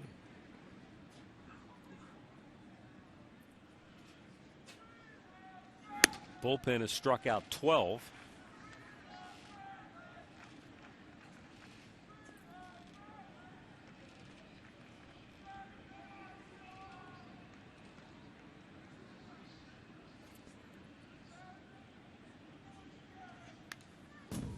Boy, Napoli almost came out of his toe hold on that swing and foul back. Not almost. He did.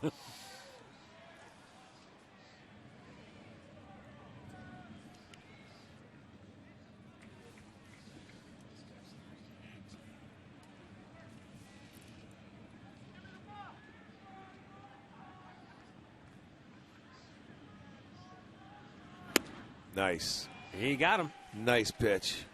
Second strikeout for Shaw, 1 down in the 9th. Well, this is going to be our McDonald's. I'm loving it. We're going to take a look at that Indians bullpen tonight. Started with Cody Allen. He came on. Nick Hagedorn. Allen had 6 strikeouts. Nick had 3. Hill had a couple. Shaw now has a couple. They've been outstanding. They really have. They've done exactly what you need to do when you fall behind like that. So, I mean, you got to give them their kudos, their pats on the back. They've been great. They were let down tonight by another bad start by Ubaldo Jimenez. Strike called over the outside corner to Will Middlebrooks. Middlebrooks is 0 for 3.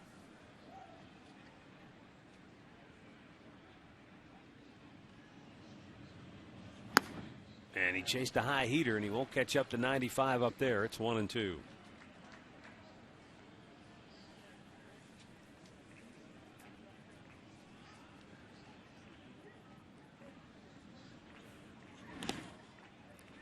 The Indians took the field tonight to the tune of Neil Diamond's Sweet Caroline, which has for many years been a traditional song at Fenway Park in Boston.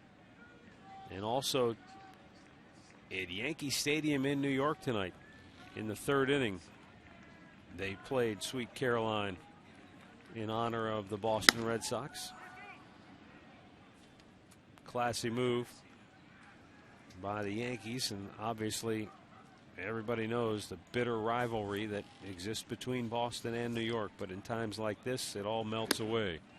Swung on and missed, and Brian Shaw has struck out all 3 that he has faced. And now he'll face Daniel Nava, who is trying to avoid striking out for the 5th time in this game. Uh-oh, you don't want that. There you'll see it. Comes right up above the belt. Tough to get that barrel head of the bat out to just get a piece of it. And he throws it by him.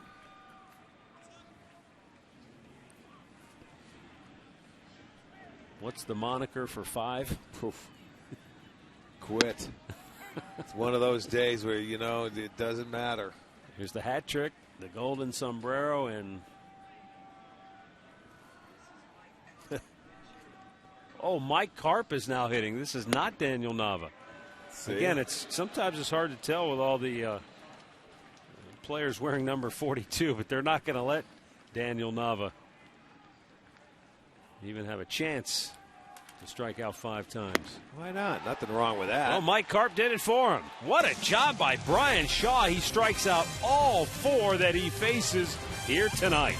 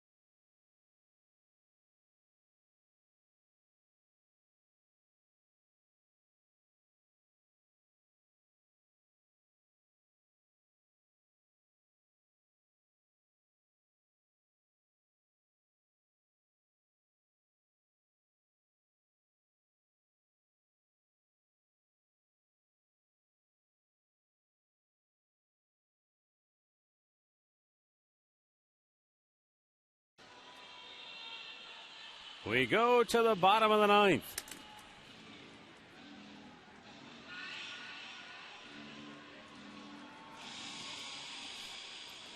Jackie Bradley Jr. taking over in left field for Daniel Nava.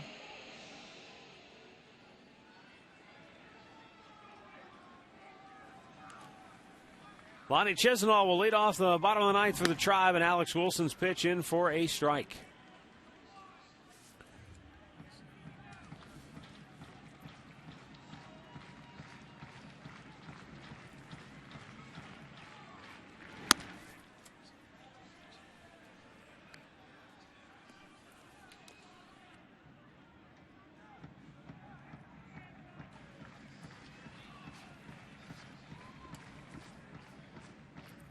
The 1-1 is down low. 2 balls and a strike.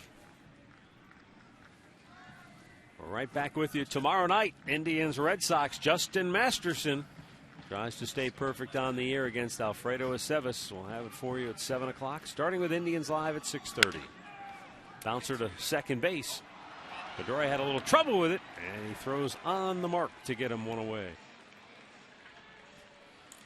Stay tuned after the game for Indians Live, brought to you by Conrad's Tire Express and Total Car Care.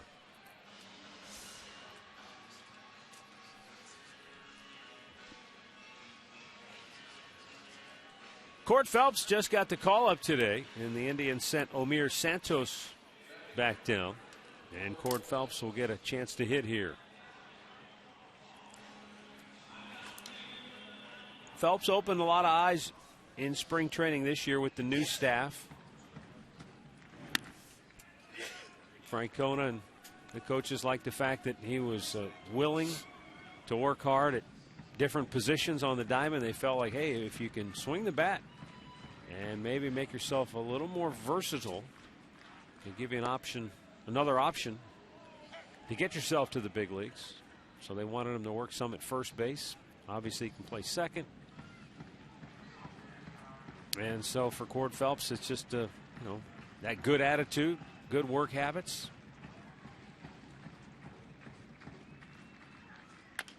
Little tapper foul.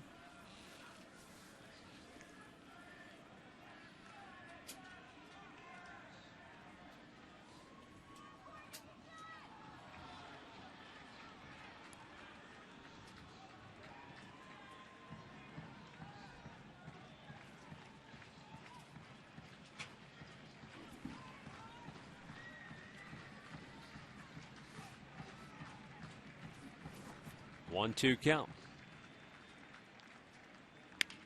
Right back to the mound. 2 down.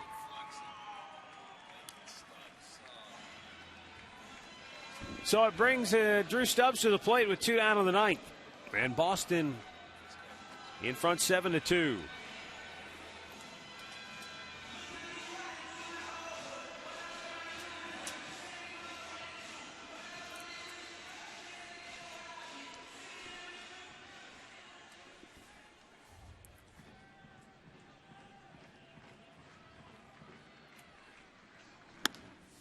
Up high.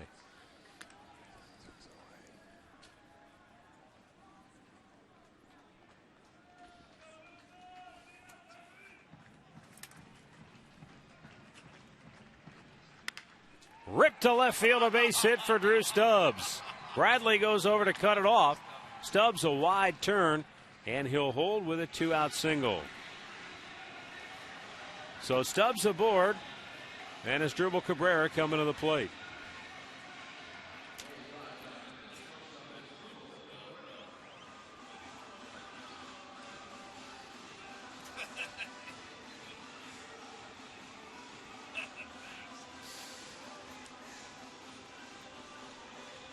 Asdrubal Cabrera on the night, 1 for 4. Base hit back in the 5th inning.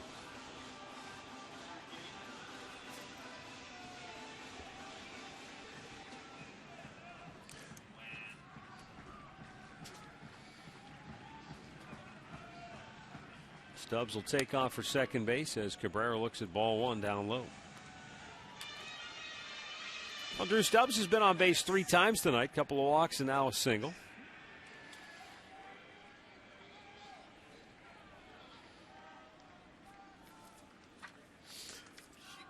Alex Wilson has made 24 pitches in the ballgame, 13 of those for strikes, 11 balls, and that's been a familiar theme, especially for Boston pitchers tonight. Even though they've been working with the lead almost the entire game, just the inability to attack, be aggressive, and you have to give credit to Indians hitters who haven't just gone up there and given at bats away. They've battled and tried to work the count. It's been a frustrating night for the offense because they have had opportunities to pick up a run here or there, but all hits two are on singles. the board. Yeah, all hits are singles tonight too.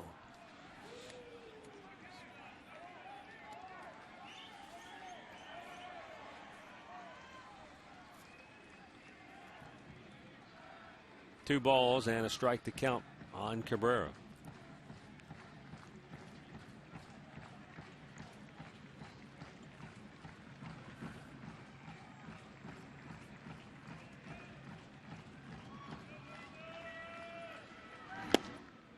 A little bit inside, and the count 3-1. Minnesota's opened up a 7-4 lead over the Angels. They're in the 6th at Target Field in Minneapolis. The Indians on the night are just 2 for 14 with a runner on base. And a chopper to first should end it. Napoli will take it himself, and Boston takes the series opener by a final score of 7-2.